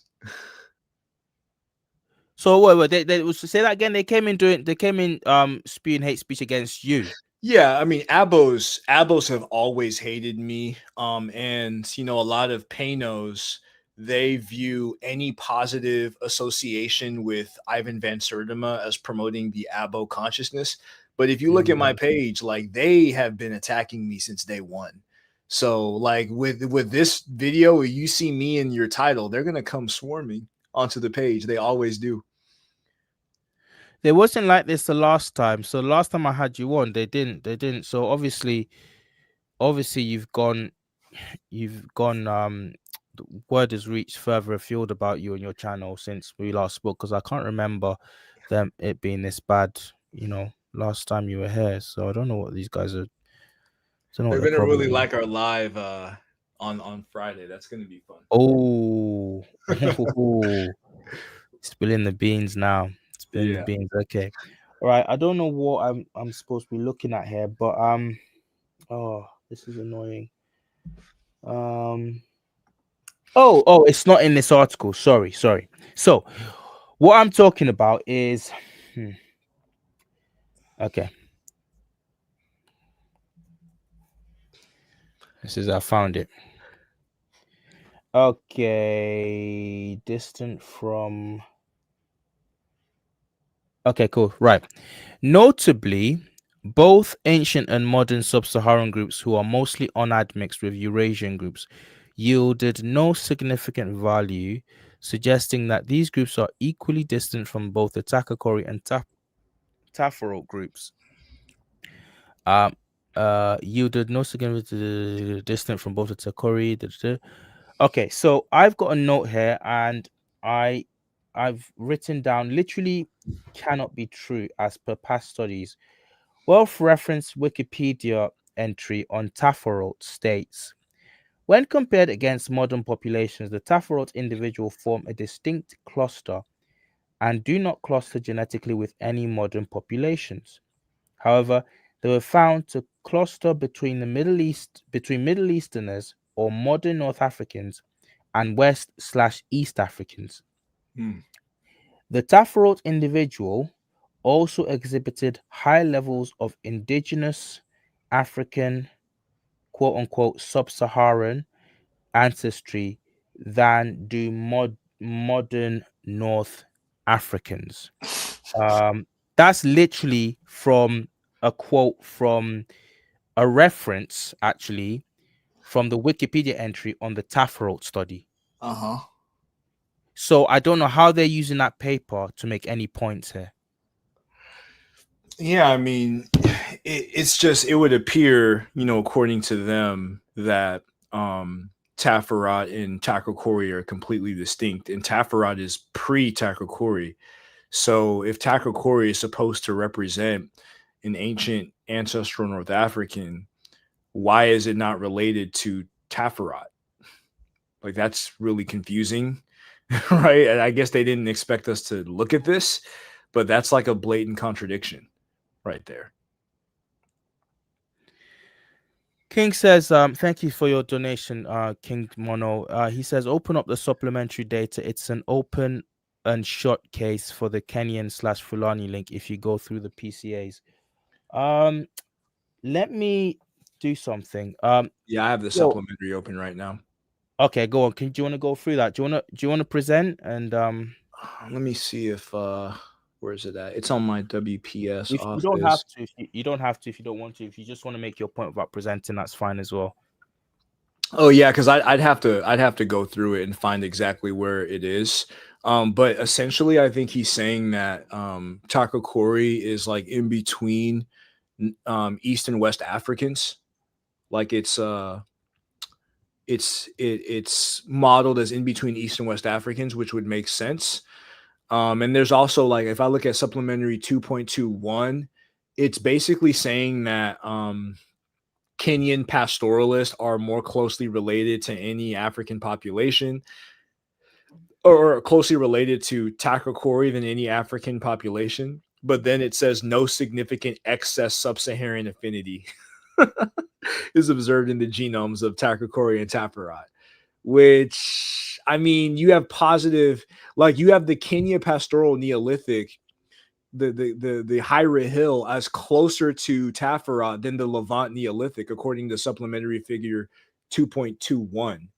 So again, that's another, unless you want to say that the Kenya pastoral Neolithic is not African, that's another like blatant contradiction to their findings. So I wonder which particular table that King is referring to, which PCA that he's referring to, because I could go and look at each and every one of them if need be. All right, King, I'm gonna send you the link in your Discord. If you want to hop on, then please be our guest. If not, that's fine too. But let me just give you that Yeah, option. yeah. There's only a few PCAs here. There's figure 2.4, and that's TKH 009, TKH 001. And then, okay, I think I kind of see what he's referring to. He has them as in between East African. Let me zoom in a little bit here. In between East African and West African, 2.4. And then if I go down to the next one in 2.5, um, Yoruba is on the A, and then the other side that looks like East African. So in PCA 2.5, it's like smack dab in the middle of East and West. So yeah, I could see that if that's what King is referring to. And then you have a bunch of others like 2.6. Also, like 2.6, it's like it's literally right on with Fulani's. Oh my goodness, this is crazy. It's like right between Fulanis and like West Africans. Like it's literally in between like West Africans and East Africans on one end and then North Africans on the other.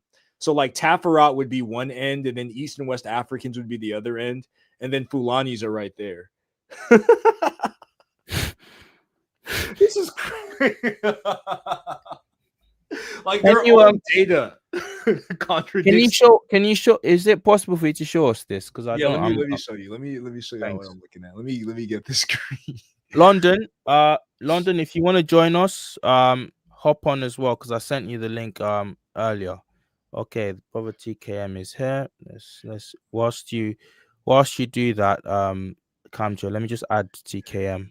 Right, everyone, So welcome to King's Monologue. what's up, King? Hello, hello. Can you hear me? Yeah, Yes, Yeah, how you doing? we're not chilling. We're bad, not chilling. bad, man. Yeah. Which PCA were you referring to specifically? Yeah, no, I didn't want to come on hijack. I was just enjoying the screen. For sure. It did kind of like remind me of as I went through the paper a little while ago. So I'm gonna see if I can find it because there was loads.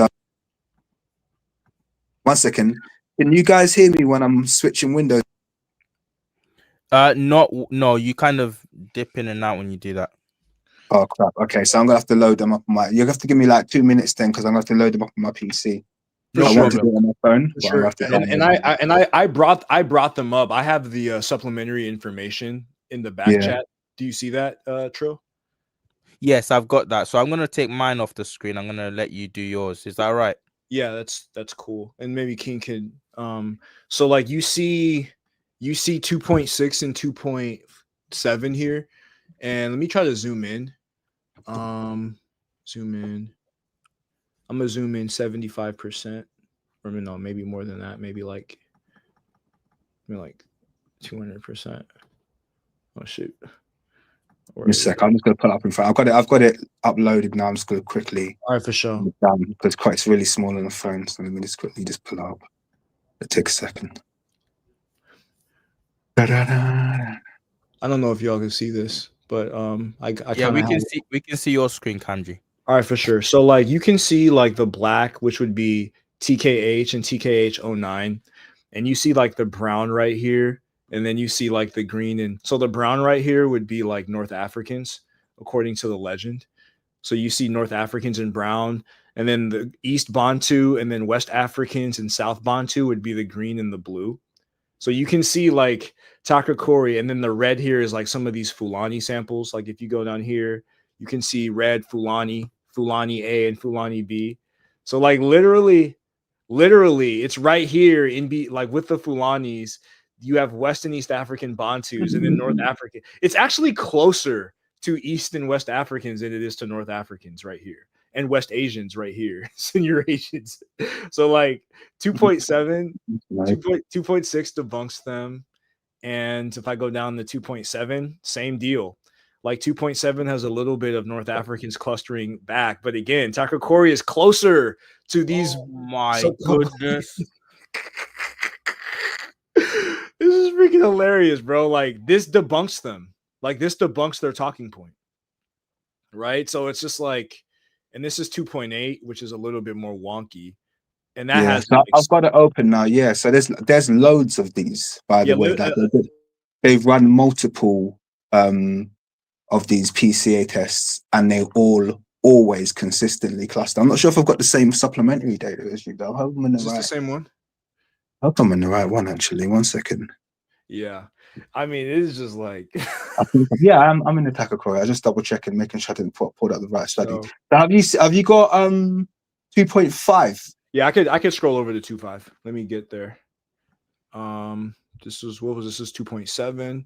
This is 2.6. Scroll up 2.5 because there's loads. We can literally just go Right, through here's them. 2.5 right here. All right, wicked. So if you look at this, so this is a PCA analysis, yeah? And obviously, as Kamji will know, they'll take the two highest principal components to run these, yeah? And it's always important to look at the percentages as well. Yeah. So if you look at PC1, that's 8.53%. So that's the percentage of coverage that principal component has. And PC2 is 0.53. So in essence, we have to take into account that PC1 is giving us 16 times the data that PC2 is giving us. Okay. Yeah. So the reason I say that is that it's much more important that we look for what matches along the horizontal plane than the vertical plane. Does that make sense? Yeah. It does. Yeah. So we're looking along. We want to look along PC1. So we want to see what matches horizontally. Yeah, because that's giving us over 8% of the genome, as opposed to just the 0.5% of the genome we're getting from PC2, which is largely almost irrelevant. So we want to see what's horizontally in line. So if you look at where the black square is, and we look to the left, directly horizontally in line, we have the Fulani. Yep. Yeah. And then to the right, directly horizontally in line, we have our Kenyans. Yep. Yeah. And this is consistent. Every PCA test, we're going to get the same results. So if you scroll down to the next test after this one, 2.6, we're going to get the same again. You're going to see the two black dots for Takakori. We're going to get the red circles, which are Fulani A. We'll get the red triangles, which is Fulani B. We're going to get the red crosses, which is Fulani. We also, if we scroll a little bit down, so we're looking, so this one is, PC1 is more important. So we're looking for what's in line vertically. So if you go directly below the black squares, we got that cluster of purple, a little bit less. Purple diamonds, purple rhombuses. That's our Masai. Yeah. That's who it clusters with. So this test is once again Fulani and Masai are the closest cluster. We could go to the next test. Every single test is going to tell us the same thing. Fulani, Kenyan, consistently. Yeah. Every single test we can go through. So I don't understand where they get this idea. So the next one is 2.7. This is 2.7. Yeah. 2.7. Once again, look at our percentages. We got 10% on PC1, which is along the x-axis. Yeah. So we're looking for what's going to fall in line vertically. Again, that's given us 5 times more data than PC2. So that's really the important part. I want to see what's kind of falling in that vertical line. And once again, just below, we've got those purple rhombuses, which once again is going to be clustering with our Masai. We got our red circles, which is clustering with our Fulani A. And we've also got this red circle with a cross in the middle, which is... I mean, look at these West Asians. Look at these Eurasians. Look at They're these miles away. They're miles away. They're not even worth considering. Do you understand? So these guys are very aware of that. So when they're onto a loss leader, because they'll say, oh, everyone was distant. And the only way they created distance between these Takakori samples and the African samples was by using that bogus outgroup analysis. Yeah. So that was their only justification for saying, oh, well, these guys don't cluster with anyone. These guys don't relate to anyone. And you guys are looking right now in these multiple PC principal component analysis that they have in this supplementary data, which proves they cluster very closely. And they had to create a biased outgroup analysis test to create distance. And even that's very easy to disprove. Yeah, so this is how they do it. Say that last bit again. They had to create an outgroup. Say that again. So they've created an outgroup. So if you scroll up to the very, very top, I'll show you how they created the distance. I think it's at the very top of this study. And this is what they base all of their distance on, okay, in this. So I'm just scrolling up now to see if I can find it. Yeah, so if you go to figure 2.3. 2.3? Yeah. Let me see if I can get there. Is this it? 2.2, 2.1, 2.2. It's like a heat chart, the 2.3. I think I passed it. There, this one. Yeah, I think it's this one. Okay. So if I remember correctly, I'm just going off memory here because it's a little while since I read this, but this is how they essentially created their distance. So this is kind of like a heat chart, which is based on the outgroup analysis. So actually, it was Kamju who kind of schooled me on how this all works. But obviously, so chimp is the outgroup for this. Yeah. And this is basically measuring the distance from the chimp, basically. Yeah.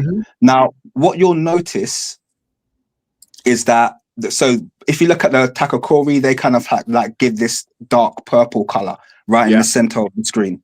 Yeah. So they're going to say, well, that's kind of like, if you look, their distance is basically based on this color is 200 from the outgroup, basically. Yeah. So they're looking at that kind of number from the outgroup where they cluster. And that's the only thing that places a little bit of distance between like the Kenyan pastoralist, which is just above, as you can see, which is, 180, which actually isn't, they've made a big color difference, but it's actually not that big a difference. But the reality is, this is where it gets a bit technical, but Kamji will know this. The reality is the way they've done this is they've ran this outgroup analysis through a SNP panel. Okay. So this isn't looking at the whole genome. This is looking at specific genes that are only normally relevant to Eurocentric groups.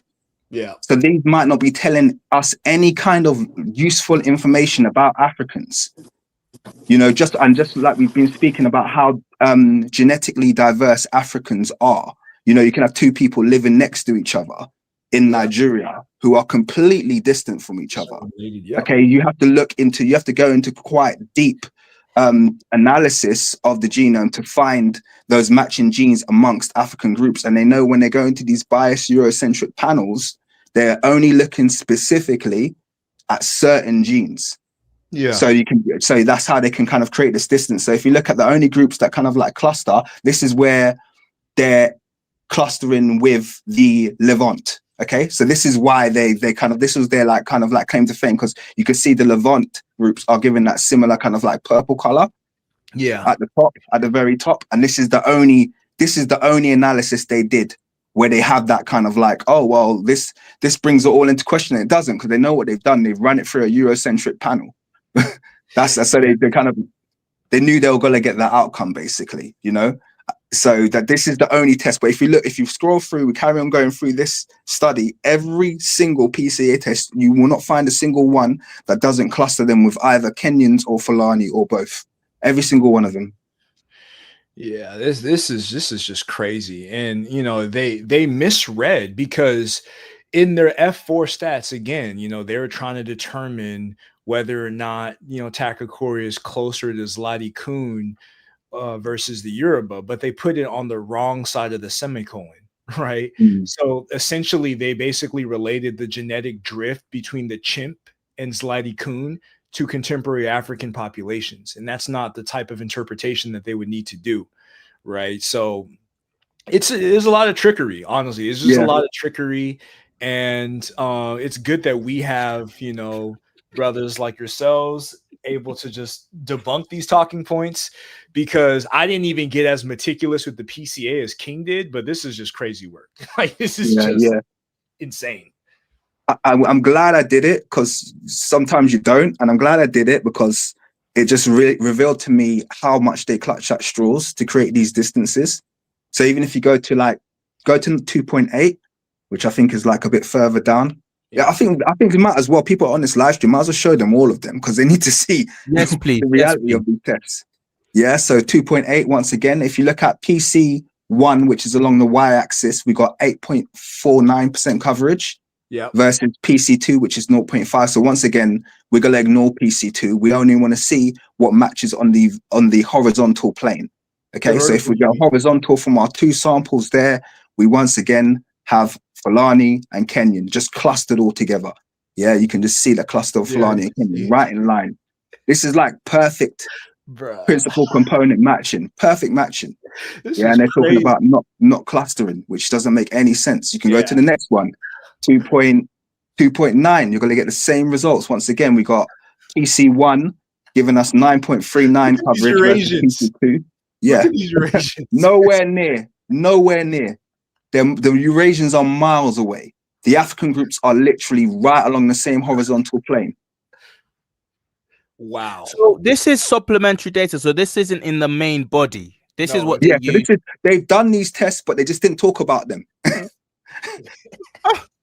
They just didn't talk about them. They just left them out. That's what I'm saying. So they've made all this stuff, but they haven't referred to this at all. They haven't said, oh yeah, by the way, we've done like a dozen odd, you know, principal component analysis tests, and they all clustered with Kenyan and Fulani. And so it's kind of an open shut case.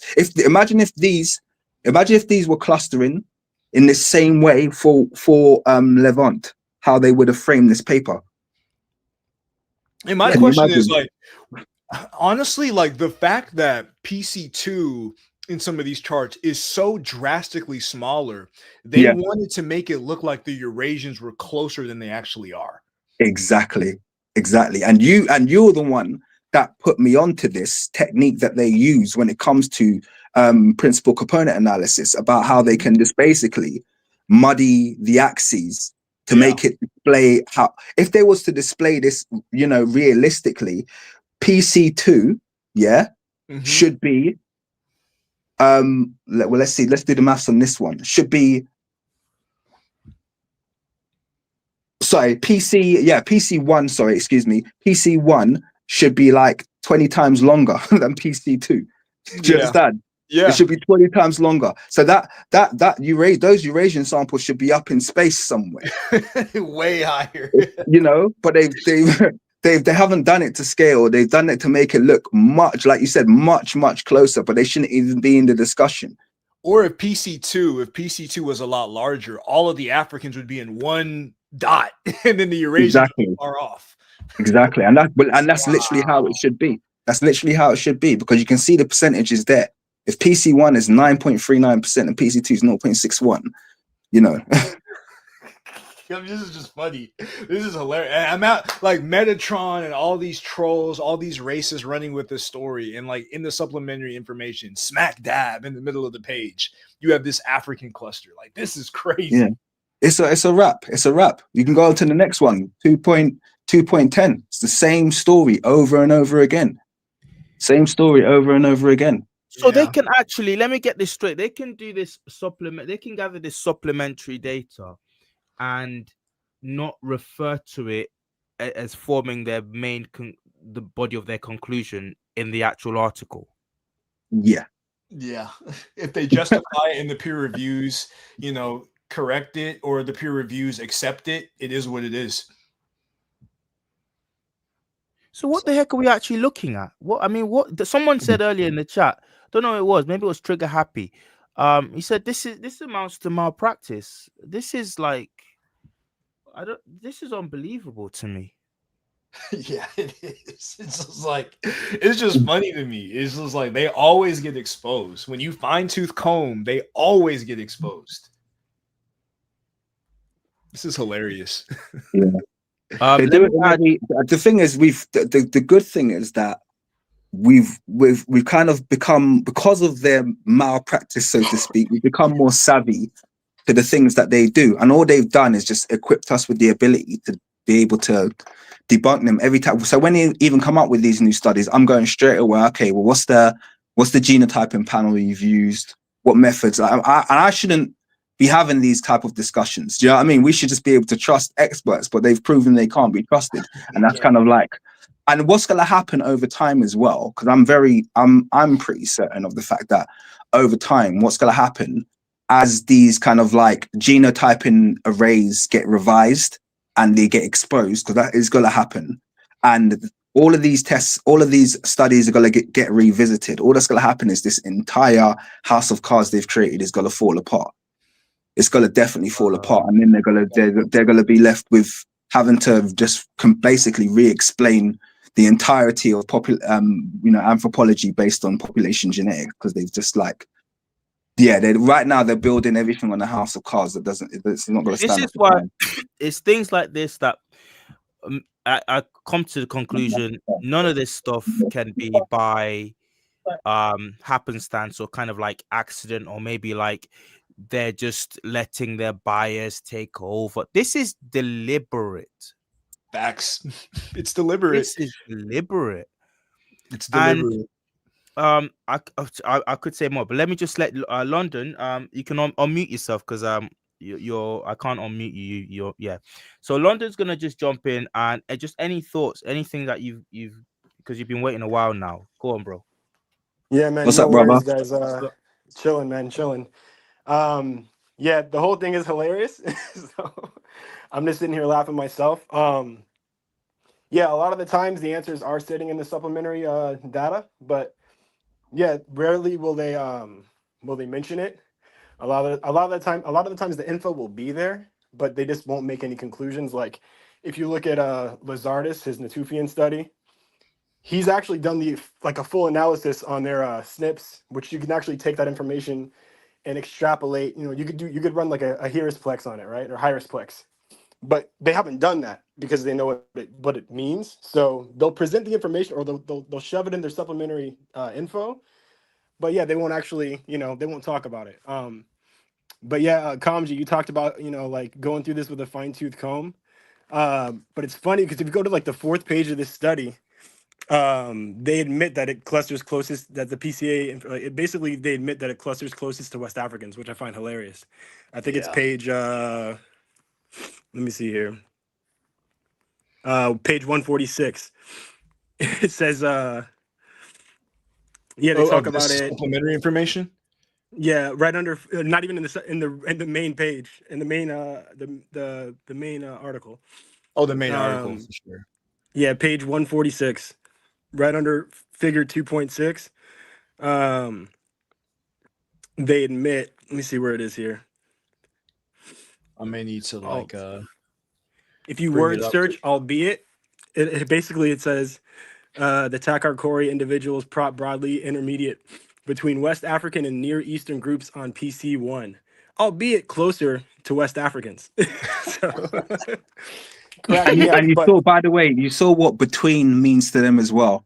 So between could be like could be like right on top of West Africans and 60 miles away from Eurasians. But hey, it's still in between, because those are the two groups we're deciding to look at. What we're talking about. And this paper is actually, I think, a continuation of a 2018 paper by a Stefania Vai. And if you go to that paper, what do they have? craniometrics. So, and they've done the same thing here. They've basically taken all the measurements, but they haven't published any of them. They've taken all the measurements though and reached a conclusion. Right. They actually say that the skull of one of these Takarkori mummies, they also let you know that it's in perfect condition. It hasn't been damaged in any way. They say that they took width, height. I think they took face, nose dimensions. Um, Turned all those into shape ratio. Sorry, by the way, I'm out of breath, guys. I've been moving suitcases. I'm on my way to the airport. But but yeah, they computed the skull shape and they found that it actually clustered that Takarkori mummy. It clustered closest to mid Holocene Saharan skulls in Niger, Kithian people, Hey, but Trill, they can you don't put my publish screen on? any of. Say sorry. I was wondering if you could put my screen on so I can show the audience what you were referring to previously of Oh the yeah, actual bet. study. But yeah, so they found that Takarkori mummy's skull clusters closest with these Niger Kithian peoples, but they don't actually release any of the measurements. But if you go to that study on those Kithian people, they'll tell you that they're prognathic, they're dolichocephalic. So, I mean, they're just playing with us at this point, you know? I mean, not at this point. They've been doing it for a long time, but it is the most, for me, it was the most disappointing to see that they were doing it at this level and what is supposed to be the field of science. You know, like I can understand early Egyptology and all that, but you know, this paper was basically yesterday, right? So it's crazy. Yeah. Yeah. Yeah. Yeah. Shout out to my to the archers in the chat. You blocked that random troll. This guy is out here saying, I've been keeping one eye on the chat. You know, we got a fool in the chat saying Nigerians are mixed. Even Nigerians are whites now. You know, they're Caucasian. This guy, That's some crazy and he words. can't even spell. He said, this arts channel, dude, or whatever. The guy can't spell. He said, stop talking Babel. It's Babel, bro. Like the It's Tower of Babel, Babel. bro. Like flip's sake. I'm not even bothered by the racist, trash you're talking. But when you start like misspelling basic words, I just get triggered. You weirdo. Right. Same. So, wow. Luke Wow. Atheists. I didn't even know. So the supplementary, thank you so much, guys. Thank you, King. Thank you, Kanji. Thank you, London, for joining us, because this is why we need you guys. You got a guy with an engineering background. We got a guy, I think, in London with an anesthetic background. We got a guy in King with who's just like amazing. He's just branched off photography and art and education into like I've actually got a computer science degree. you got a computer scientist in the chat, and then you know you got me with a legal background, so all the words that throw me off, I get triggered when I see words framed in a certain way. This is literally the Black Avengers. Thank you guys, man. Okay. Where to next? We were talking earlier about so London just mentioned, and I think you as well, Kamji, about there have been studies. So there have been studies that are done, not genetic studies now, but other scientific studies that look at the craniometrics and skeletal analyses. And I've said this before. At this stage, like London said, they're playing with us, because this should have been a wrap. It should have been a wrap for all this when you have papers. I cited this in my last video on Hannibal. When you have people like Nikita Ethmithia, I can't remember what her name properly is, Nikita, saying we did a studies on the Garamantes. Now, if you don't know, the Garamantes are a population of North Africans that have been about since forever, and I have a theory that they're linked to the Coromantee of Ghana. There's a locale in Ghana today known as Coromantee, and they are not. That is not an accident, guys. I'm sorry, it's not an accident that you've got in the same continent of Africa, an ethnic group that's still, just like it's not an accident you have the Afars. The only people that still use that appellation today are northeastern Africans in the Horn. Okay, so they're the ones that still hold that firm, but hold that appellation. Now, the Garamantes, for the longest, they've been trying to pretend like these group went black as well. I was reading a book recently. I only bought it because I thought it was going to be useful. Now it has been, but not in the way I thought. It's written by this guy was a colonial era officer in northern Nigeria. I think his name's William Bolville. It's called The Golden Trade of the Moors. And the reason it fooled me. This is why they say never judge a book by its cover. It fooled me because I looked at the cover, I saw Mansa Musa on that famous chart, and I thought, oh, okay, this guy's going to talk about the Moors proper. Okay, so I got it, and it's Cope from chapter 1. This guy is constantly, just like this paper, revealing stuff that goes against his bias, but he's explaining it away. For example, on one of the early chapters, William, I think his name is, anyway, his last name is Boville. Boville says studies have been done on Garamanti's bones. This is as early as 1950s now. And studies have been done on Garamanti's bone, and without exception, almost without exception, they are Negroid. But in the next breath, in the next sentence, this guy goes on to talk about how the black population in North Africa are mainly descendants of slaves. And I'm like, you just said one of the largest groups of North Africans documented in ancient times, studies have been done on them, they're Negroid without exception. What's wrong with you? What's wrong with you? So Nikita does another paper, and again, the same study says they cluster close with sub-Saharan Africans. So again, we're not talking out of our backsides when we talk about when we suspect these studies for just trying to engage in high-level sophisticated cult pair. I don't know if anyone wants to add anything to that.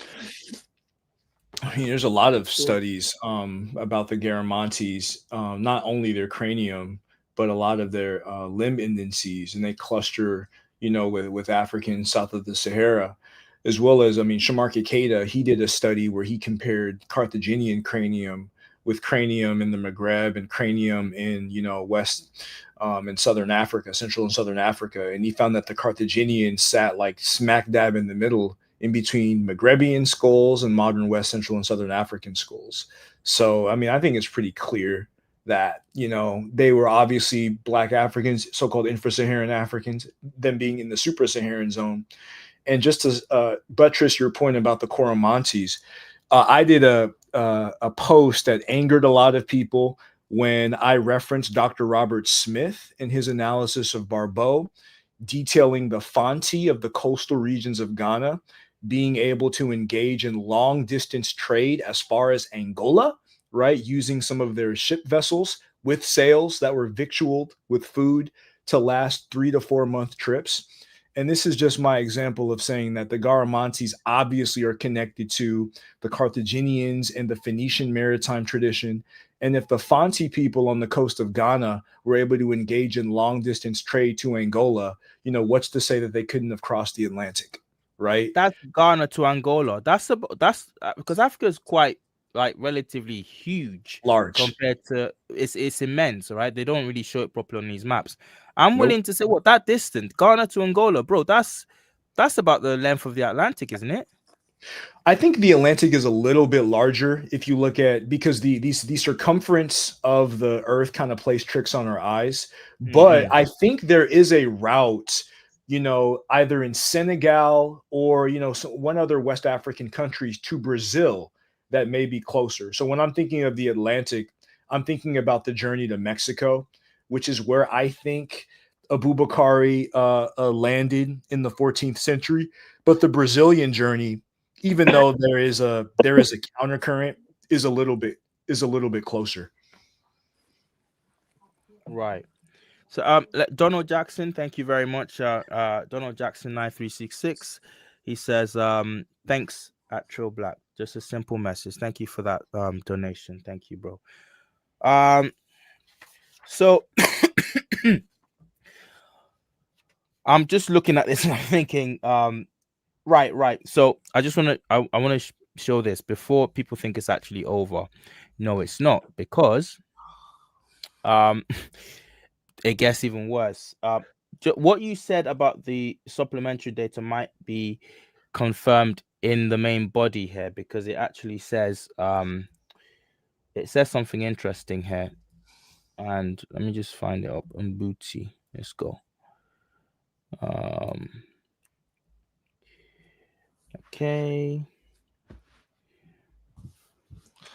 Okay, right. We conducted separate statistics for Mbuti and Yoruba ascertained. Just help me out here, guys. I want to know if I was thinking along the same lines when I read this. We conducted separate F4 statistics for Mbuti and Yoruba ascertained SMPs. The Taforot group was modeled as a two-way admixture between the Natufian population, left source, and variable African groups using QPADM 78, blah, blah, blah. For every run, a consistent outgroup set was arranged comprising Onge, Han, Papuan, Ust Ishim, whatever, and Iran. Every African group, Yoruba, Dinka, Mota, Cameroon, Shumlaka, Botswana, Zaro, whatever, okay, all these groups was examined as a potential right source population in individual runs while being omitted from the outgroup set. Is that what you were talking about earlier, King? Yeah, I'm trying to find it. 'Cause I can't read it on the screen. Okay, one second. And I was trying to find it in the actual. Are you on the main study right now, or are you in the supplementary data? I'm on the page. If you can see it on the screen, I'm on the page. It's page 1 4. Oh, okay, I'm in the article's over. I'm in the supplementary bit where it's talking about methods. Okay, let me find it. Searched Mbuti, and it takes me to page where it stops numbering the pages after a while, actually. So it's on the page titled headed article, and it's right here. I'm highlighting it there. Okay. Don't know why So I can't find it. That's what I was looking for. I can't find it. Well, I might be in the wrong place. Do you mind reading it back to me again? And I'll just okay, quickly. cool. The TAF. So we conducted separate F4 statistics for Mbuti and Yoruba ascertained SMPs. The Tafaro group. What made me even start to highlight this when I was reading it was, why are they going for Mbuti? Why are they going for Yorubas? What, again, like I said earlier, why have they gone that far south? Anyway, the Tafaro group was modeled as a two-way admixture between the Natufian population and variable African groups using QPADM, and I've heard you guys talk about QPADM before. Yeah. From Admix Tools package version 5.1. For every run, a consistent outgroup set was arranged, comprising Onge, Han, Papuan, Ust Ishim, Kosteng, Kil, something, and Iran. Every African group, Yoruba, Dinka, Mota, Cameroon, Shumlaka, Botswana, Zaro, and Tanzania, Zanzibar, was examined as a potential right source population in individual runs while being omitted from the outgroup set. This methodology enabled the exploration of various admixture scenarios for the Tafro group. It's not really important because it's just in the post notes of the article, but I wondered if that was kind of them revelation of the method of what you guys were talking about earlier about Yeah, it's the about halfway down in the main article. I just want to say real the quick, they love them some Mbuti and chimps, huh? Yeah. Oh man, Every they single love it. they used it so much, it's unreal. Hey, but London, you were able to see that BTM 91 in pre-Columbian Belize, right? Yeah, yep. Yeah, they can't do nothing about that because the Booty got that B. So maybe these twa are able to cross the Atlantic. Yeah, man. It's unreal. Like I just don't I don't know how they can take themselves seriously, you know? So yeah. I don't get it, man. I've seen the Mbooty in so many studies as well. It's like it's clear. Yeah, you put me They're onto trying to that, do London, it. in the conversation we had a while back. You put me onto the Mbuti thing. I'm like, since then I keep seeing them pop up. I'm like, why are you sampling Mbuti? Why has Mbuti got anything to do with pop, like It's crazy. Yeah. I guess their excuse is it's an isolated African group. I'm like, yeah, okay, but that actually goes against the whole point of it then.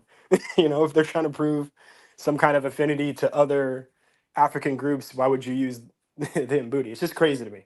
Makes no sense. But whatever. Makes absolute sense for what they're trying to, for their Mm. goals. But Look, I started using the term subalpine Europeans, just to talk about Europe yeah, outside of Greece and Rome. And I flipped the map. So the sub is below. nice. I love that, bro. I love that. Let's go back to Upper and Lower Egypt, right? Let's go back to Yeah, that. yeah. This guy said Yeah, unsubscribed 43. and he's still chatting. Yo, user MH, whatever your name is. Why are you still talking if you unsubscribe? Bro, come on, man. Yeah, that's that Abo weirdo. He's been talking trash since the beginning. Some people have so much time on their hands. I don't understand. Okay, you don't mess with us. Just go then. Like we're Yeah, man. bothered. Right. On that note, have a difference. You can have a difference of opinion and be an adult, right? For some people, they I can't. don't even get They can't do that. but I don't get the thing. I don't get the Abo thing because it's like you can the two can be right. You can have African contact with way back when with the American indigenous American populations, and also have had black populations who were present to some degree or another, because I don't believe the migrations were just one time and one time only. We have Definitely evidence not. of the Moors. We have evidence of the Moors doing it. We have evidence of uh antique Africans in antiquity doing it. Hmm. So there must have been, like, I saw something in and again, we're going to talk about this hopefully on Friday. I'm not going to give away too much more than that with that the king's in charge of that. But No, no, I'm not. I'm a visitor. oh, is he? Sorry. Is this going to be on Candy? Well, This is it Camden's, could be man. on I'm a mine, but the visitor. thing about it is, like, I'm using OBS right now, so I don't really. I mean, we could use Veto Ninja, but I don't know how good that's going to be. Like, we may have to practice it beforehand. But personally, I would prefer that we did it on StreamYard, like somebody with StreamYard Pro, and then simulcast it to each platform. Okay, it's on you, Trill. Yeah, I've got whatever that is. I think I've got StreamYard Pro. Yeah, we can. Yeah, we'll talk about that afterwards. But yeah, cool. Yeah. So Kamji's in charge of that. So I'm stand corrected, and Yes. yeah, you guys will hear more about that on thing. But I just want to say, like, it's not that deep, guys. I don't know where. I don't know why there's this random group of people trying to cause a fight over this. Like, Yeah, as and it's Kamji not that termed it, black and white. apples. Nothing is that Yeah, black and white. That's why I don't get the absolute nature of their argument. Two things can be true, three things, four things. So Mhm. it's unreal. Whatever. We'll yeah, cool. leave it. I'm gonna present just some more things. I wanted to show really the king's stuff on his website. I think I bookmarked it, but this, I think it's relevant, and I think we should read it because we kind of pretty much disassembled this paper. And once we've disassembled this paper, let's do the pro stuff. Let's actually look at somebody who's talking not from the wrong end of their anatomy, but let's look at somebody who's talking some real stuff. Again, shout out to you guys who've been in the chat, who just really making this worthwhile. I love keeping an eye on your interactions. Cool. Let me just do this. um King, how's our book coming along? Ah, good question to ask, man. Yeah, it's coming along. It's coming along. I think I need like probably like about a solid week and a half to finish it, where I do nothing else. Mm, Which, as you know, because of what we do, is quite difficult to get that quiet time. yeah, Because people start harassing you for content and stuff. But I think I yeah, need about a week and a half. So I'm planning to book something between now and Christmas where I just get it finished. So yeah, that's how it's coming along. It's making some good progress. It's I'm pleased with how it's reading. I think either which way, I'll start releasing some chapters soon anyway, just so I can kind of, like, I might do it as a bit of content, maybe like a read through of a certain chapter, just so that people can see where the book's going. It'll be good promo as well. definitely, Thank you, definitely. Macy. Macy said take my time. Thank you, Macy. I appreciate that. Yeah, I second that. Take your time, definitely. Like, it was only what, a few months ago now that you got the you reached your goal to get it funded and everything. So, Yeah. take time with that. So, No, okay, I'm so grateful, man. this is the tkmedu.com, the four nations of men and the myth of race in the ancient world. And King, Can I if just you give want a to take, shout out really quickly to Kennedy.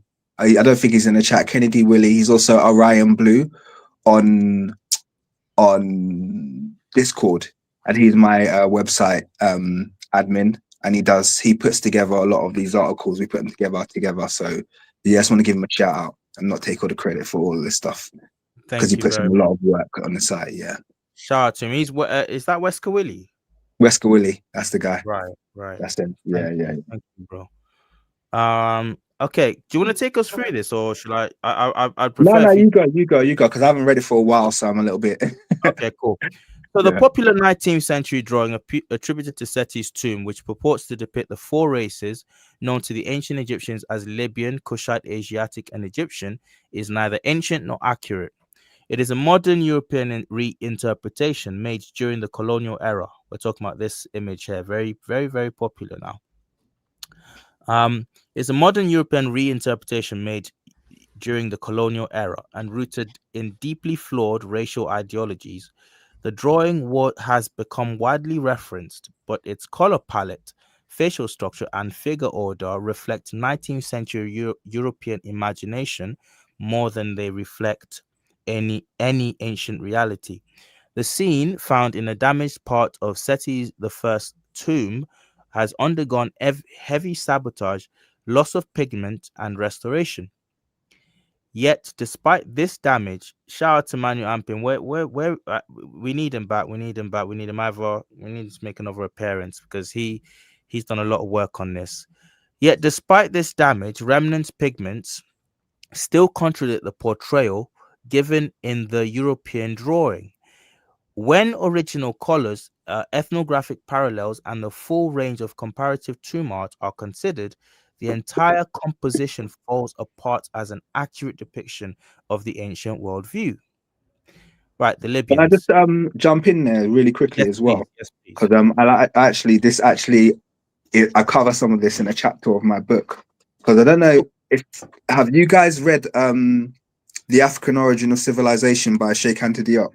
Yep. Okay, so you Quite know a in bit. the early chapters he references. Do you remember the references to the blonde beast? Don't know if you remember that. He references basically that Champollion came across. Yes. Yeah, so Champollion came across. This is the mural. So I did a bit of investigative work, and this is the mural that Champollion saw. So when he basically came to this tomb, he basically said, I'm going to try and find the quote as I'm speaking, but he basically said that all of the races of mankind are kind of depicted in a relatively regal way, with the Egyptians and the Nubians essentially depicted the same way, and the other races of mankind, blah blah blah. But then when it gets to a particular race of white people, he said there are white people on there, and that's where he said the blonde people, they're covered in hair.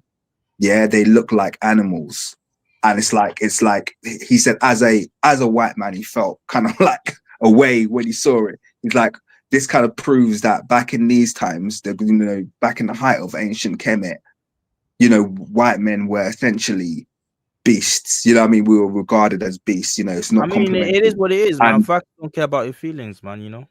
yeah, but the ironic thing is we look at the tomb of Seti now, and it's been all but destroyed. We have and that's so. I guess in my view, now you know why it looks the way it does, and you can't identify anything. All of that cement smearing and chiseling of the wall, it's not because how is it that just 150 years ago, Champollion saw something completely different, and now it's been completely destroyed. So that's Bro, that was one of the first things. One of my first videos was on that what Champollion said he saw, and I did the hardest. I worked so hard to find that image, and I yeah. wasn't content because I couldn't find the full panel. I couldn't find what he was talking about, and like Kings just said, this is, and that made me think exactly what you're just saying now. Yeah. There's no way he saw that 100 and whatever years ago, and it was intact for him to see and describe and talk about. And now you go looking for it, you can't find it anywhere.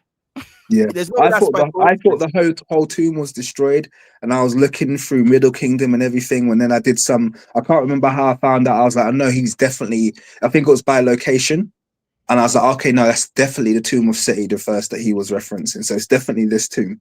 So this is the one. Unbelievable, right?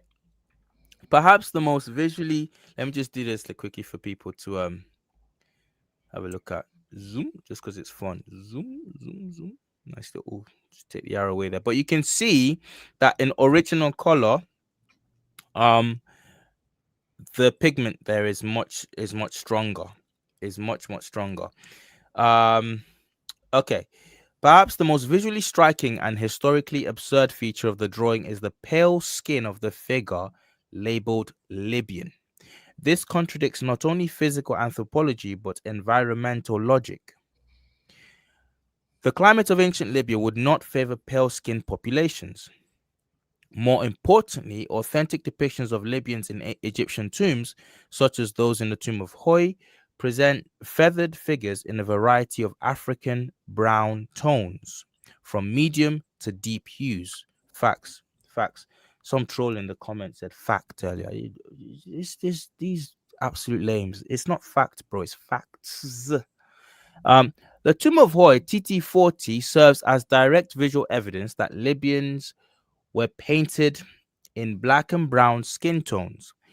Individuals in that tomb who wear the ostrich feather headdress, the same cultural marker used in the Seti tomb, are depicted with African features and complexions. Their identification as Libyans, based on the feather symbolism accepted by Egyptologists, aligns them both visually and culturally with native Africans. And this is what I was talking about earlier. They like to be really accurate and descriptive when it suits them. And then all of a sudden, when something comes up that goes against what they've presented for years and years to the public, all of a sudden, all the conventions go out the window. This isn't even, Nubians are presented with feathers. But typically, correct me if I'm wrong, anyone, it's typically a single feather. This, as you can see, is the way the Libyans have it. The Libyans have this two feathers kind of going horizontally in at both sides of the head. Anyway, I never, I didn't pick up on this, but something is happening because recently I stumbled in preparing for this live. I stumbled on this link. So whatever you're doing with your SEO, King, it's working. Your SEO, because this came up on the front page of Google when I was looking up. I did a Google image search of this image. Where is it? Of this image down here of Libyan merchants. Okay. And I did it because I wanted to prove to myself that I have seen Libyans painted properly without any reconstructions. They're not painted white. They're painted with the same deep dark. This is akin to black. If you saw a person looking like this in real life, this is a black person. Okay. And I looked for this and I found your website came up and I thought, oh my days, there he is again.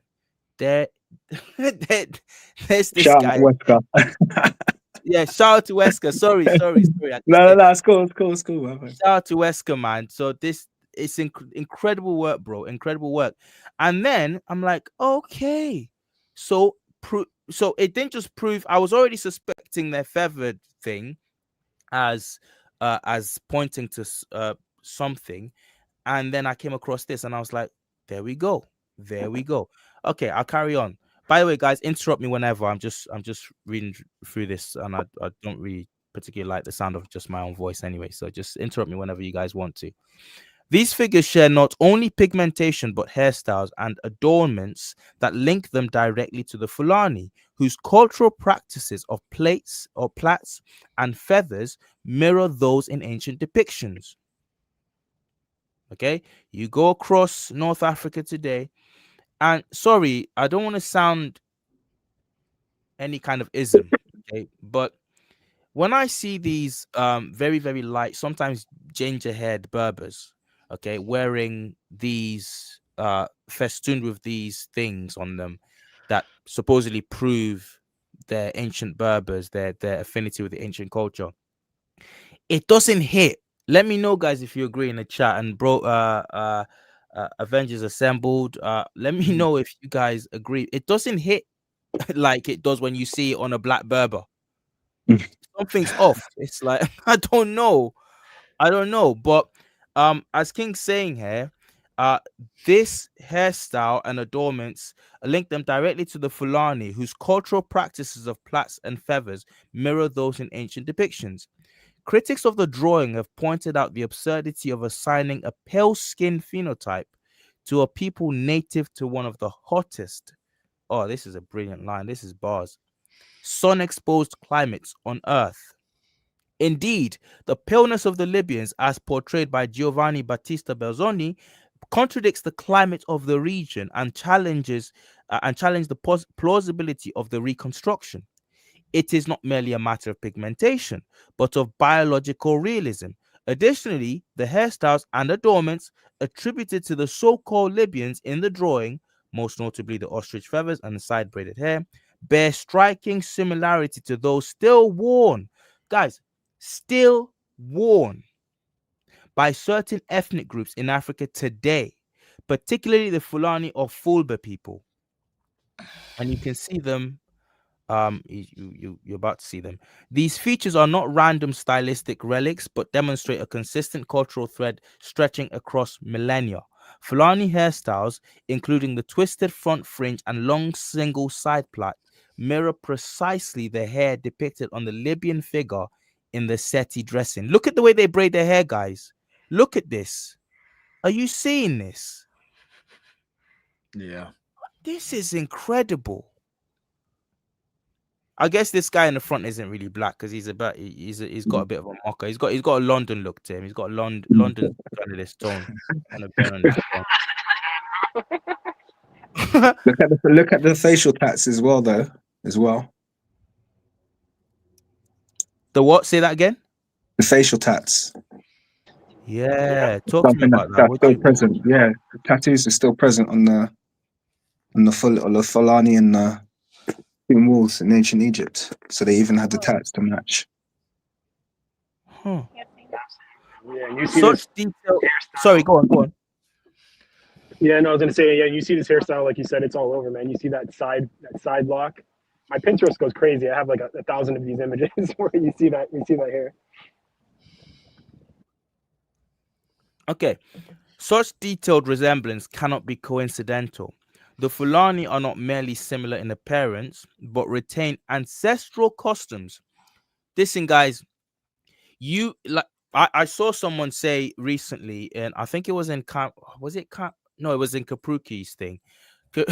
He said something like it was just a very, very like uh, illegible, incoherent, just very, very idiotic rant.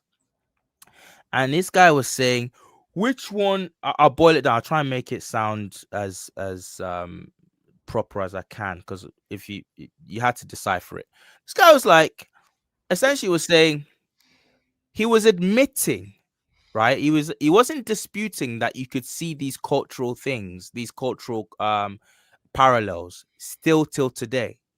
But what he went on to say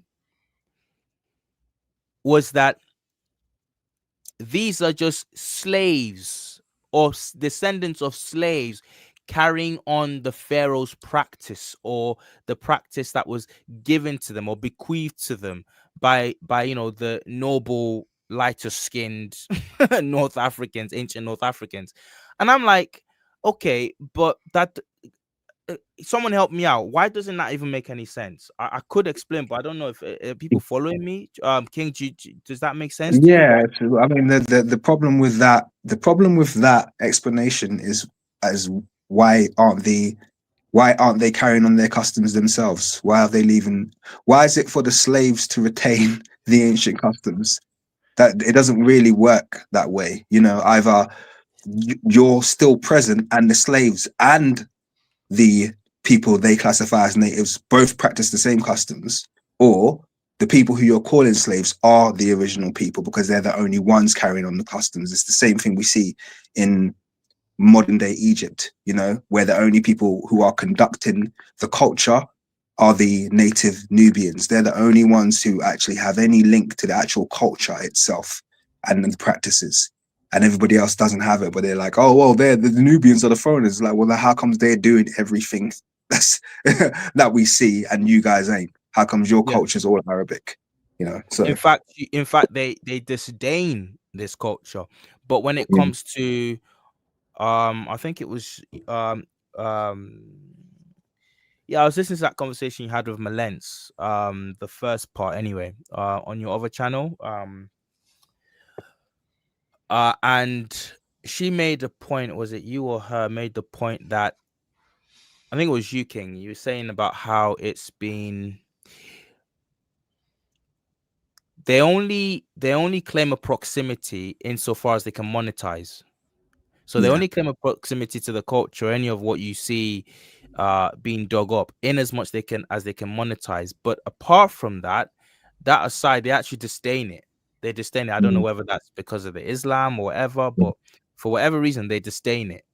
But as we speak, there are masses and masses of people who, even if their religion is Christianity today, you can still see them have some kind of respect, or not even respect, but they still carry a part of that tradition, whether it's in hair tradition, or in their oral traditions and oral tales. You still yeah, see a strong affinity that traces all the way back to these ancient North African empires and populations. I'll yeah, read on. I'll read on. Such detailed resemblance cannot be coincidental. The Fulani are not merely similar in appearance, but retain ancestral customs dating back to at least 6,000 to 5,000 BCE, including distinctive hair preparations, feather decorations, and possibly even traditional body painting. These practices are not the result of retroactive imitation. They present continuous cultural inheritance. You can see them. You can see this right here.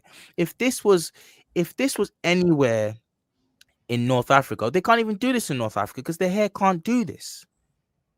Their hair can't do this, guys. And that's no shade. That's just facts. Not fact. Facts. Observers have argued that what the tomb depicted uh, was not a pale-skinned foreigner, but a reddish-brown-skinned African, adorned in, in ceremonial dress and markings that might have included skin decoration or body paint. I'll read that again. Observers have argued. You should have just used the right word there, Wesker. Whoever wrote this, you should just said D-heads. D-heads have argued that what the tomb depicted was not a pale-skinned foreigner, but a reddish-brown-skinned African adorned in ceremonial dress and markings that might have included skin decoration or body paint. Okay, all right. Here are the Fulanis with the feathers in their head till today. Till today. The paleness in the European drawing, however, might be a misinterpretation of rubbed, faded, or superficially lightened pigment, exacerbated by the colonial artist's bias toward light skin as an index of civilization. Is Belzoni the guy who was it you I heard talking about this, Kamji? Who you said I think Belzoni was a guy who destroyed lots and lots of tombs. yeah. He did, but the tomb of Seti the first is Oh, so I don't think it was Belzone. Actually, you know what? Let me not say. 'Cause I was just thinking of Militoni. He did the reproduction, but actually, I don't know if Belzoni got there first and did some destruction. You could be right there. I don't know. Yeah, Right, hey right. Trill, I'm gonna have to hop off. But thanks for having me on, and I really enjoyed this live. And we're gonna have to chat in the back about like what we're gonna do Friday. I'm gonna send you some materials, you and King, just to kind of like prepare the discussion. But again, thanks for all the support for everybody in the chat, and I will catch you on the next one. Thank you Peace, so bro. much, Kamji. Cheers, Thank you, Kamji. bro. Chat to you soon, man. It's been Peace. amazing having you. Peace. Thanks, bro. Cool. I'll just read on. So the paleness in the European drawing therefore might be a misinterpretation of robbed, faded, or superficially lightened pigment, exacerbated by the colonial artist's bias towards light skin as an index of civilization. Again, here's this. So I was going to make a point. If you look about this painting right here, if you go online, I don't know if anyone's found this. Let me know in the chat if anyone's found this, but I have. This has been labeled as Nubians now. Has anyone discovered that? This has been labeled on some authoritative sites as Nubians, but that's not the case. These are Libyans. And I can't. It's very hard to find it labeled as Libyans now. When I initially Yeah. saw this, go on.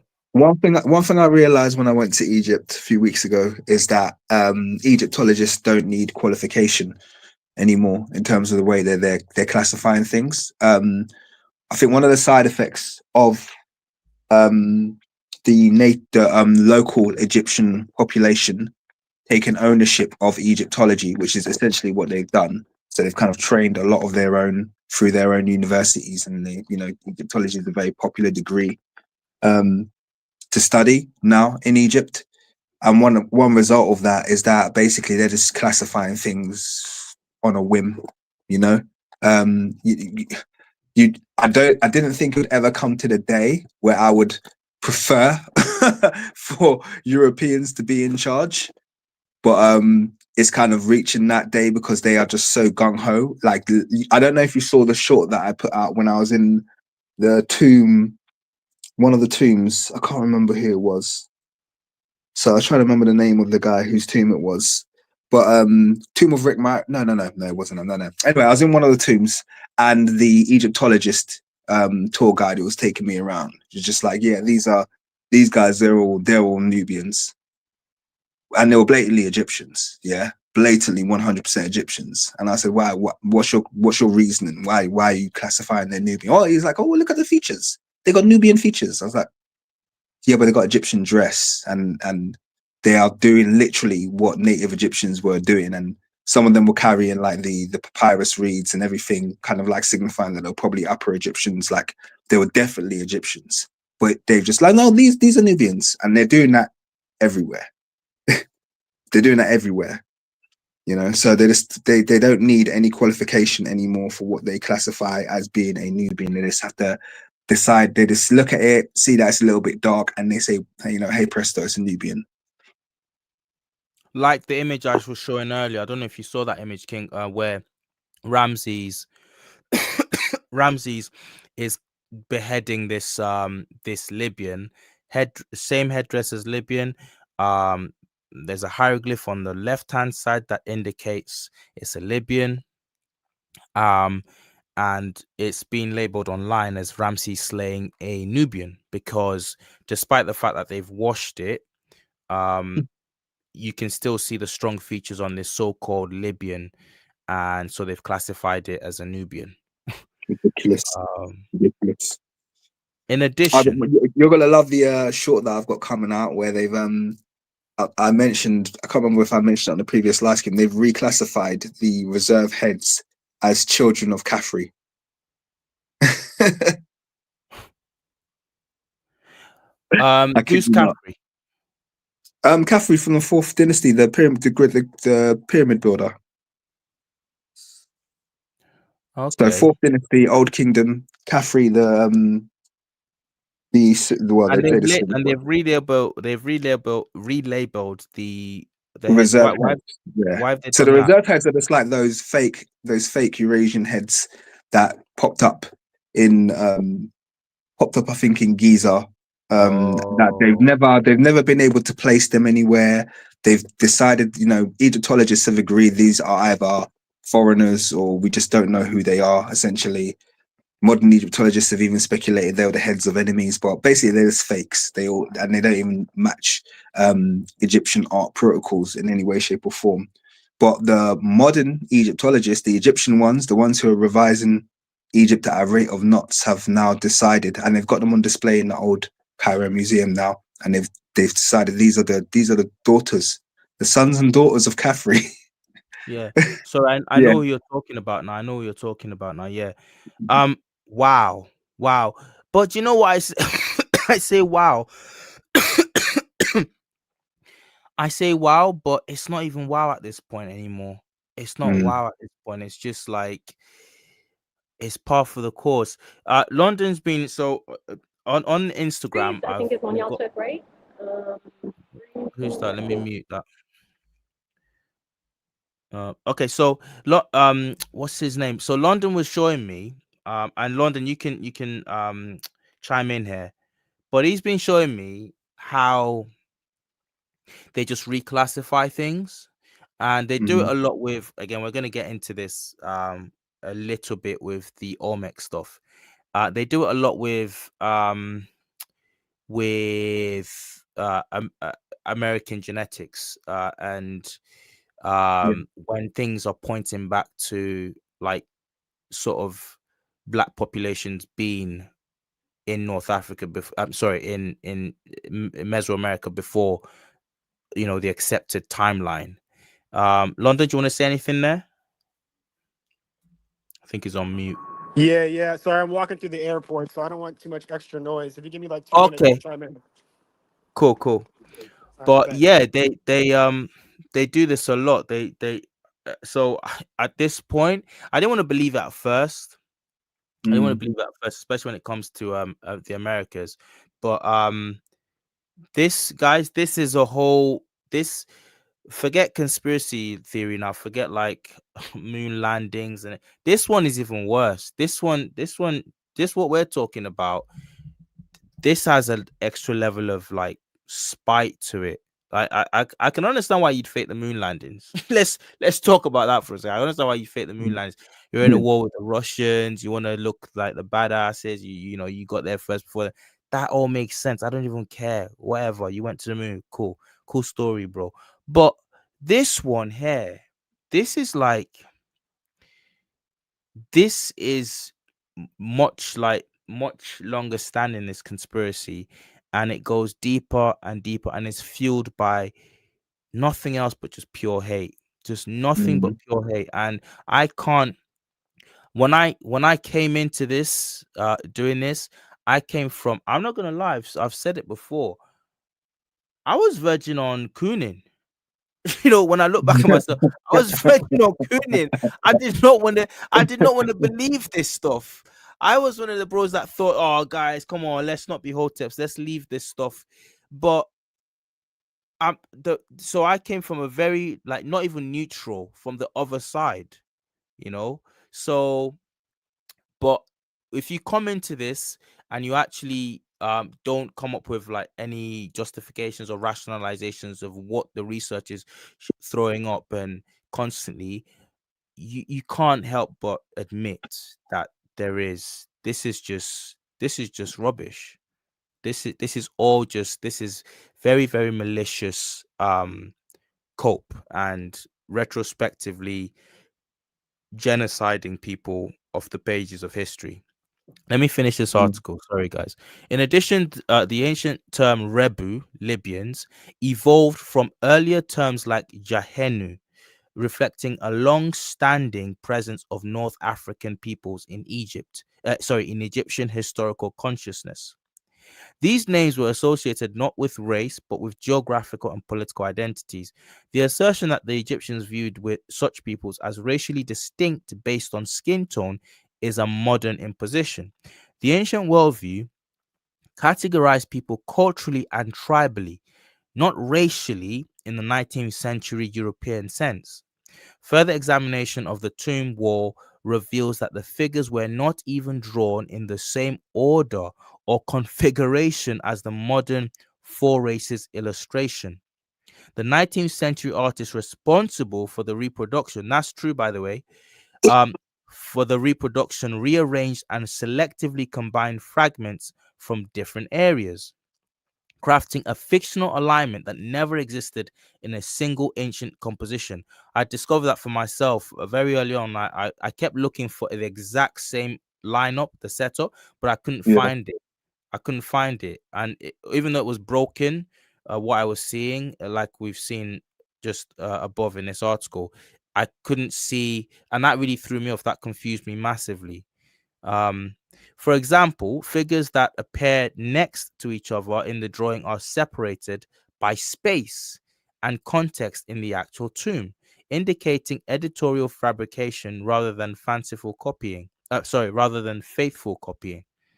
Moreover, the hairstyle assigned to the pale figure makes little sense when matched with a European phenotype. Oh my days. I didn't even read this article and I was making these points.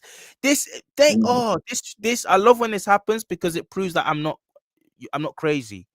The hairstyle, read that again, chat. Let me know. Type hair, please. I hope people aren't asleep here. Type hair, just one or two people if you get this point. I'll read again. Moreover, the hairstyle assigned to the pale figures makes little sense when matched with a European phenotype. The side plait, thank you, the Black Sea Productions. Thank you, Donald Jackson. The side plait and braids are hairstyles requiring dense, tightly coiled hair, incompatible with straight or loosely curled European hair. Such styles, still visible in certain Fulani communities and attested in prehistoric rock art, form part of the tangible cultural toolkit of African civilization, not Mediterranean or European ethnic groups. And you know, King, as I'm reading this, it's making sense. Just throw out everything you've been told. And it also this would make sense why Romans would say, like the Libyan, as black as the elephant that he rides upon. 100. I'm like, sorry.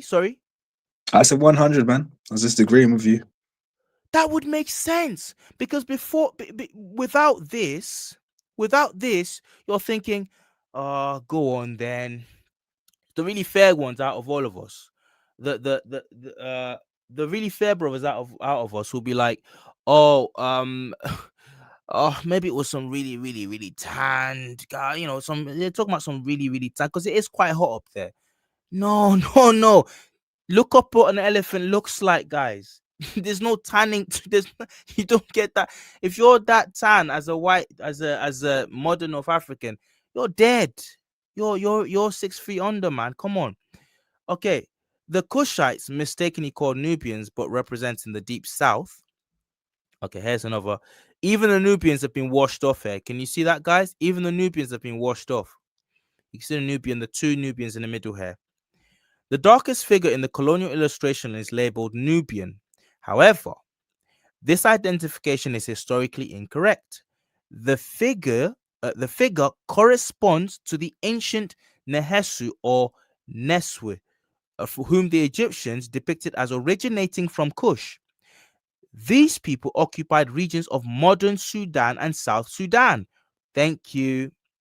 Aligning with populations like the Nuer, tall, dark-skinned pastoralists with distinct African features. So these are the blackest. I'm guessing this is what you're saying here, King and Wesker. This is what you're saying. You're saying these aren't Nubians.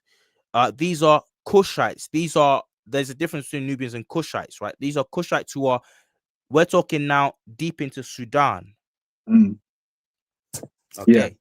Yeah. I think there's a lot of contention about what the term Nehesu actually kind of like contains, because it's a bit of a container term. Now, obviously, the one thing we know that it doesn't contain is Nubians, because Nubians were people from Tar Seti and they were Egyptians. So this is one of the things that we just have to get used to correcting. Whenever we hear the term Nubian applied, we have to say Nubians were Upper Egyptians. So you shouldn't be using that term at all to describe Nehesu. But the Nehesu people, as you said, Kushites, we don't really know how far south or central it goes. I was doing kind of a bit of comparison. I've mentioned this before, but the term Nehesu is constructed the same way as the term Nehasi. So Nahas also means copper in ancient Egyptian, in Medu Neter. So the term Nahas means copper. and I think it still means copper in some East African languages as well. So the Nehesu could be a reference to, you know, the origins of metallurgy. The people who were associated as being the first metal workers, or the land of copper. It could be a reference to. We don't know what it means. It doesn't mean black. That's just something that lazy Egyptologists do. We don't really know what it means, but that would be the closest word in ancient Egyptian that you could relate to in the Has would be copper. Thank you. These people occupied regions of modern Sudan and South Sudan. I gotta look into that Nehesu point that you just made. Populations that are newer, tall and dark-skinned pastoralists with distinct African features. Modern references to them as Nubians conflate, here we go, distinct ethnic and cultural groups. The term Nubian only emerged later. Again, they know this. Modern Egyptologists know this. I know they know this because I've seen one of their cohorts explaining this rather well. That what you're about to hear rather well. I think she was talking about the Empire of Taharqa. Okay. And so a lot of them will know this, but quite often they abridge. They just conflate the two. It's important that you don't conflate the two, because otherwise the point goes out the window. This is why sometimes you'll see quote unquote Nubians depicted pitch black, and sometimes copper. You're not really talking. So I'm willing to bet that you're not really talking about Nubians per se when you're showing the ones that were deep black. I think the Egyptians were trying to say that these are still our people. They're still the same kind of racial type, but these are, you know, blue black type people. Again, that's not really surprising when you understand like just skin color tone within Africa, skin variation within Africa. But okay, there we go. Some people want to pretend they don't understand that. The term Nubian only emerged later and is tied to the Tarseti region, a nome within Egypt itself. So Nubia is within Egypt, modern day Egypt today itself. Okay, supposedly. So really what we're talking about is Upper Egypt when we talk about Nubia a lot of the time, when we just use it offhand. The people, and if we're talking about Upper Egypt, we're talking about Egypt. The people of Tarseti were Upper Egyptians, not foreigners. Oh my goodness, he just keeps doing it. Okay, he gets there before I do. And part of the Kemetic culture from the beginning. To label all southern black populations in Egyptian art as Nubians is to erase the role of indigenous southern nations, such as Kush, whose people shared religious, linguistic, and political ties with Egypt. Kushites in the tomb of Ramses III, you can see here. Ancient Egyptians in the tomb of Ramses III. So they overlap even. Am I right there? Yeah. So Wow. I mean, I'm sure you're familiar with the tomb of Ramesses III. It's quite an important tomb. Yeah. But those 4 black people in that, this image that you're hovering over, those are Egyptians. That those 4 glyphs that are between them is the term to describe Egyptians, which is Remet Rom, which basically means men above men, or Egyptians. So these in the tomb of Ramesses III, Egyptians are depicted jet black, like this. Like the same as, so those are Egyptians, and that's indisputable. Like there's no debate here that those 4 glyphs represent native So Egyptians. the coloration that they use is constantly overlaps. Well, it does Sometimes in this too. That's for sure. they can use deep black and they can use copper. We've actually seen that. We saw that up there with the Libyans and the Nubians, or the Kushites, who were bowing in the tomb of Hoi. We saw that earlier. Yeah. And we also have to bear in mind that they changed a lot of tombs before we even get to them. You know, that if you look at the tomb of Irakupta, which used to have jet black skinned ancient Egyptians along the top of it, covered in leopard skins, and they just basically smeared loads of cement over it so you can't see it, and then the remaining people have been repainted as red.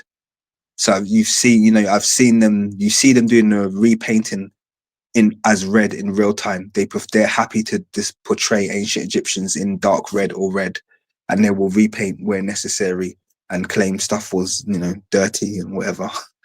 So this is the problem. There was probably just a lot more jet black depictions before, you know, they started doing their conservations.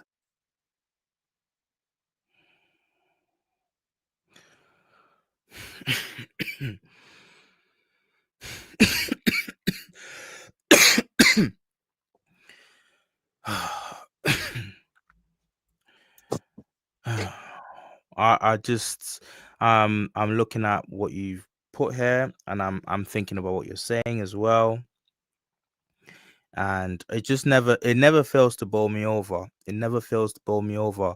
You got the Nubians in the right hand here, jet black. You got the Egyptians on the other side here, labeled hieroglyph. We're not talking inference here, labeled, and look, the colors overlap. And then now consider what King just said just now. Now consider what he just said. This started about Berbers, guys. You're gonna have to watch this back to we're done the Berber bit now. We're just talking about the whole of North Africa now. How we know how it became white in terms of physically. This is how they retrospectively made it white. And we started with the article that we started with to show you that. And now we're on here now. We're on here. We're not in just uh southwestern Libya anymore. We're in Egypt. In many depictions, including those in the tomb of Ramses III, KV 11, Cushites and Egyptians are shown with identical pigmentation, often both rendered in jet black. This tomb is one of the only known instances where Egyptians were not painted in reddish brown, but in the same black hue as their southern neighbors. This visual unity powerfully confirms that the Egyptians did not conceive of the Cushites as a racially separate group. Instead, they were depicted as part of the same African continuum, differentiated not by color, but by geographic and cultural markers. Not differentiated not by color, but by geographic and cultural markers.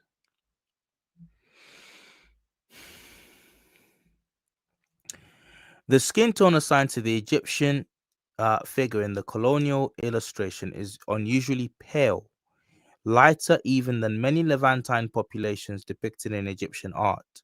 This is not consistent with original tomb imagery, in which Egyptians consistently painted themselves in a warm reddish brown. The reddish hue was not symbolic of masculinity as is often claimed, but was part of a standardized default for male figures representing their true complexion rather than a symbolic code.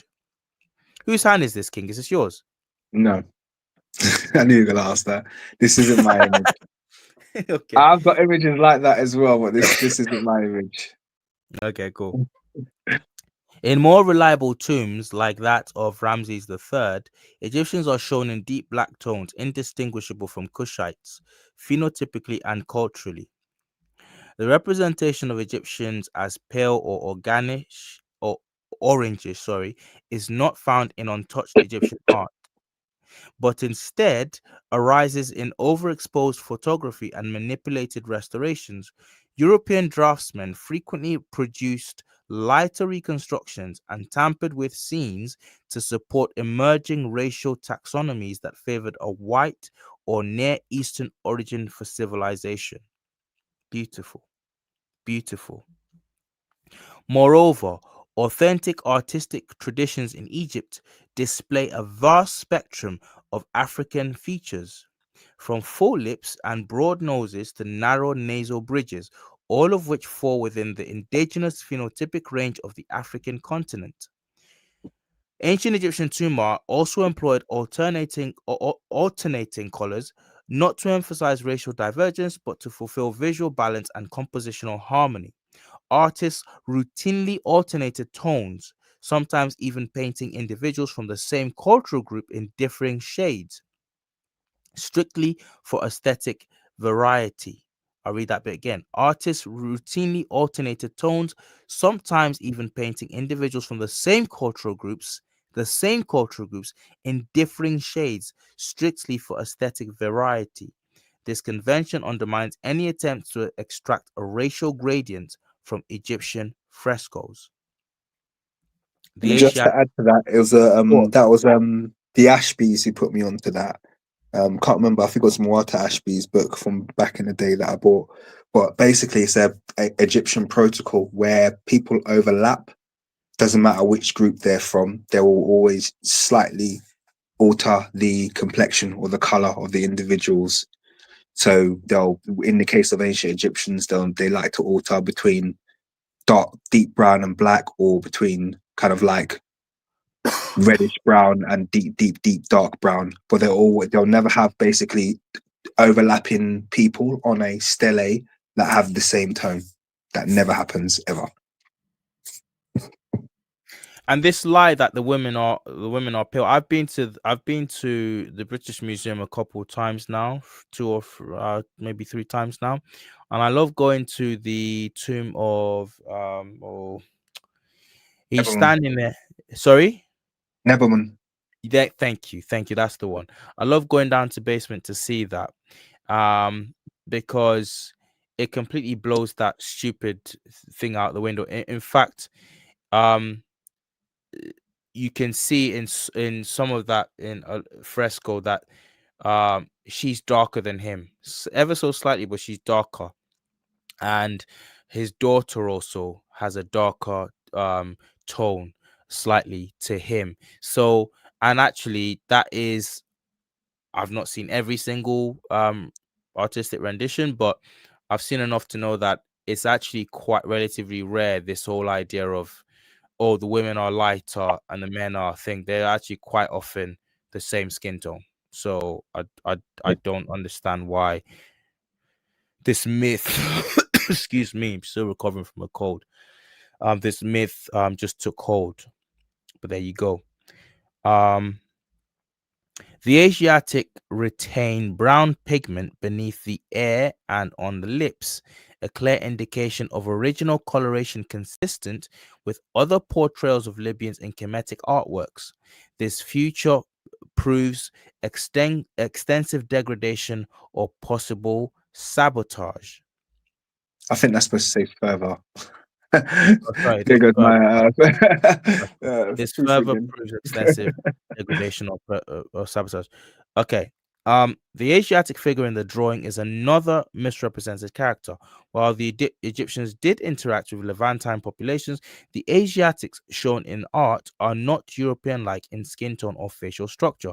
Rather, they're depicted with curly or shoulder-length hair, hooked noses, and a range of skin tones beginning from jet black to light brown to tawny complexions.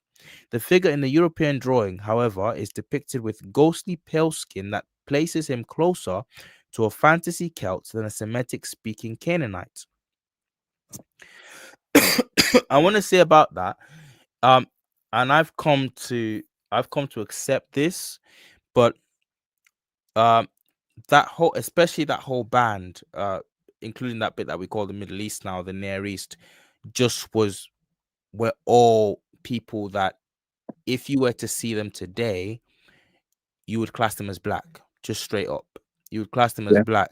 And it took me a while yeah, to get to that conclusion, yeah, yeah. but today they're all, at least according to the taxonomy that um Eurocentric and racist anthropologists from the 19th century gave us, they would all be classed as black folk. Yeah. They don't pass the back foot. So this doesn't surprise me what Kings is saying here. The Asiatic, and it would also explain, you can find it. It typically passes without explanation, but you can find Babylonian friezes. They're explained away as Elamites, because some believe that the Elamites were a Negro population. But you can see jet black Babylonians in the Oh shit. Persian armies. And but you actually go and you look further and you find that actually quite a lot of the Babylonian wall art has been tampered with as well, because a lot of them show this deep dark coloration, very very very sort of deep dark brownish coloration. There's a reason, by the way, I'm going to do a video on that. There's a reason why the Elamites would have been black, but we'll talk about that later. um The Asiatic figure in the drawing is another misrepresented character. While the Egyptians did interact with Levantine populations, the Asiatics shown in art are not European-like in skin tone or facial structure. Okay, we read that bit. While the Asiatic did often have a lighter brown tone, their skin tone range often fell firmly within the dark brown complexion of other Africans, including the ancient Egyptians and Kushites. So this is Keftui or Cretans offering tributes to Vizier Rekhmire, tomb of Rekhmire, an ancient Egyptian tomb located in Sheikh Abd el Kurna, part of the Theban necropolis. Wow. So these are Cretans. Wow. This is incredible. There's no difference.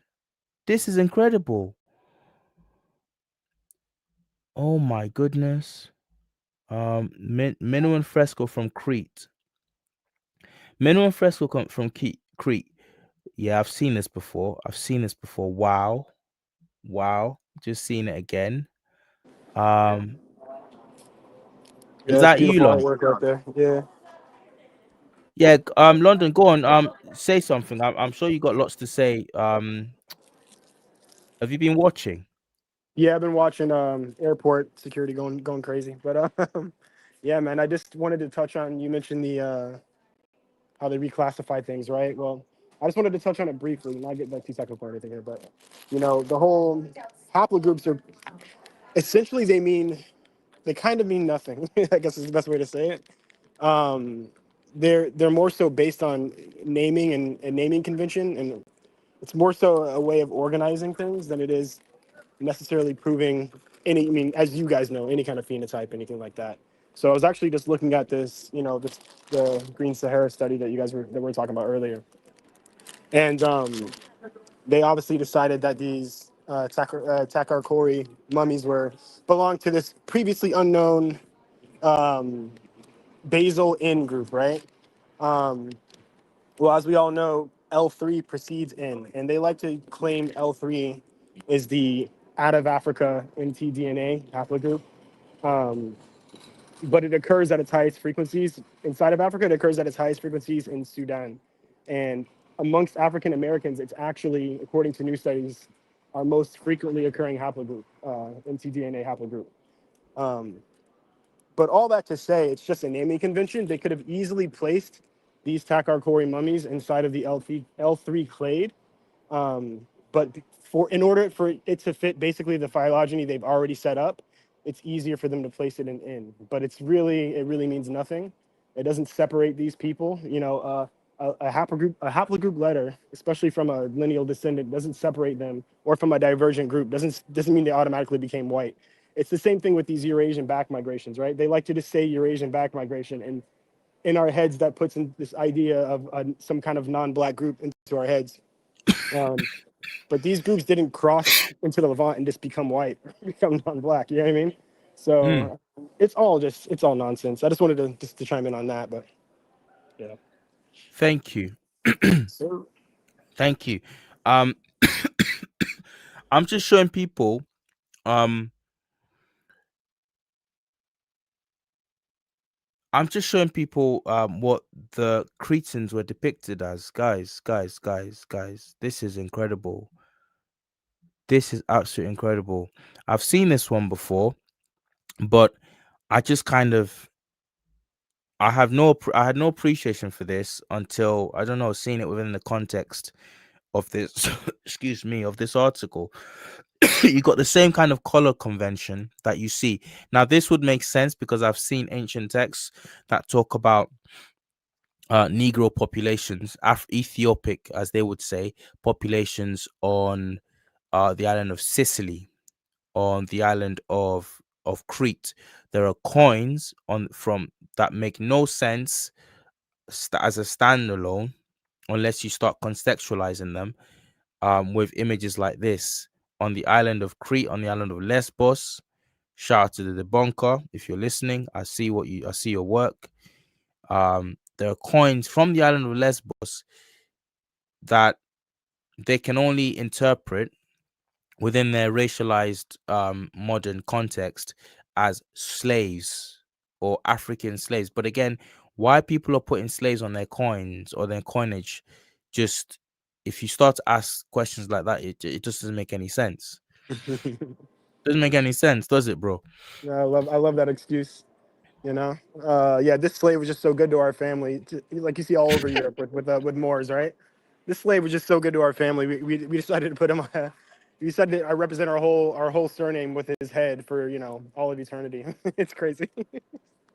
It's unreal, and they're all Saint Maurice, by the way. Yeah. They're all Saint Mhm. Maurice. They're all Saint Maurice. They're all Saint Maurice, and they're all slaves at the same time. And by the way, Yeah.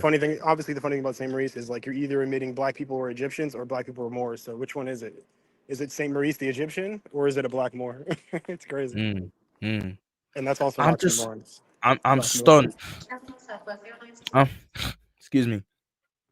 I'm stunned, guys, looking at this image. This image is incredible. This is the same thing we see in ancient Egypt. This is the same sort of um artistic convention that we see in ancient Egypt right here. And you can't say anything about the phenotype. You can't say anything about the hairs. This is a Minoan fresco from Crete. Therefore, excuse me, all four categories of nations of men overlapped in terms of complexion, and this can be visually proven through a coalition of frescoes and paintings from various tombs. The true diversity of Asiatics in Egyptian depictions range from Hyksos rulers to nomadic traders, but they were never depicted as pale as modern Europeans. The drawings Asiatics excuse me, guys, fit into a fabricated racial narrative rather than an authentic historical classification. In some cases, even the garments in the drawing are inconsistent with the tunics or fringed robes worn by Syrio Palestinian groups. These misalignments point again to invention, not documentation. This article goes in. This article goes in, and I could go on. But guys, you can hear me coughing. My body's giving out because I shouldn't really have done this live because I'm still recovering from a bad flu. But shout out to King's Mono. Okay, let's see. Let me see. I really want to finish this article. I want to finish it. My body's falling apart. All right. Show of hands. Do I finish this? Let me know. I should just get a drink of water. Do I finish this? One, if I finish the article. Two, if we just back it in and do a part two. Let me know, guys, quickly. Let me know in the chat, please. And I'm gonna head out really quick. I'm about to board the flight, but I just want to say real quick. I caught myself because I said Black Moor, and it reminds me of, I don't know if you've watched The Boys, but they have that character Black Noir, and it just means black, and it's when you say Blackamoor, it's literally the same thing. You're just saying black.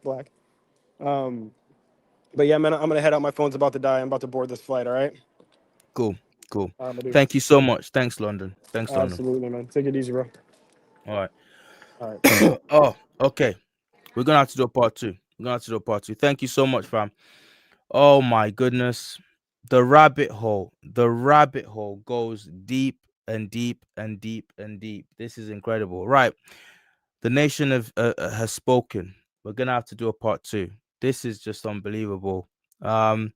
Guys, you're the best. You guys are the best community anywhere on the internet. Thank you so much for joining me. Thank you to my guest Kamji. Kamji first, if you're not subscribed, please check him out. Listen, I hear you. Someone in the chat talking about the Fulanis. Don't believe the hype. Do not believe the propaganda. Okay? That you do not believe the propaganda, because I'm telling you now, there's a lot of stuff that we're being sold that isn't true. Ask yourself, how are Fulani herdsmen? How are they? First of all, where are they getting guns from? Where are they getting drones from? Okay. A lot of these people are not even from where you think they're from, or where they're being sold to you as being from. I'm gonna point you in the direction of what's this channel? Neferkari T Desains. Just, it doesn't matter if you get the spelling wrong. YouTube will correct you. but his channel is exposing a lot of the Western propaganda about what's happening in northern Nigeria right now and in that whole Sahel region. There's massive outside influence just to reshape just to reshape that region. Okay, so that's what I'm gonna say, Jew. That's what I'm gonna say. Just gonna say take everything with a massive pinch of salt. I'm not saying black people aren't capable of doing horrible things. I know I'm not saying that at all. But what I am saying is the narratives are very convenient. They're very convenient for certain orange people, an orange individual, to be coming in and talking about wanting to come in and save Africans or save Christians. And what does he get in return for that? What do they get in return in Afghanistan? You know, poppy fields. In Iraq, in all these places that they go into and they say we must save the population and what this and whatnot. What do they get in return? You know, so we must not just fall for the okie doke. I hear you, Mario. I hear you about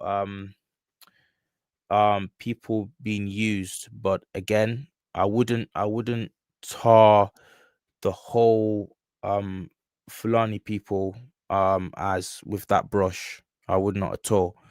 I've same with the houses. The houses were used for the longest of time in Nigeria to as this boogie group.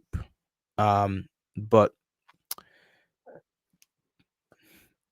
it's not what it seems. It's not what it seems. That's all I'll say. I'll leave it there. We're gonna have to do a part two, guys. I can sense everyone shattered. It's been a pleasure. Custer Compton, you already know what it is. Yeah, man, no doubt. Thank you so much, guys. Thank you, Macy. Thank you, Drew Mario. Thank you, Donald Jackson. Thank you, RJ McKenzie. Thank you, London MC. All of you. Thank you, Camgiverse. God bless you. And the trolls too. You made it spicy, you made it interesting. Good night, everyone.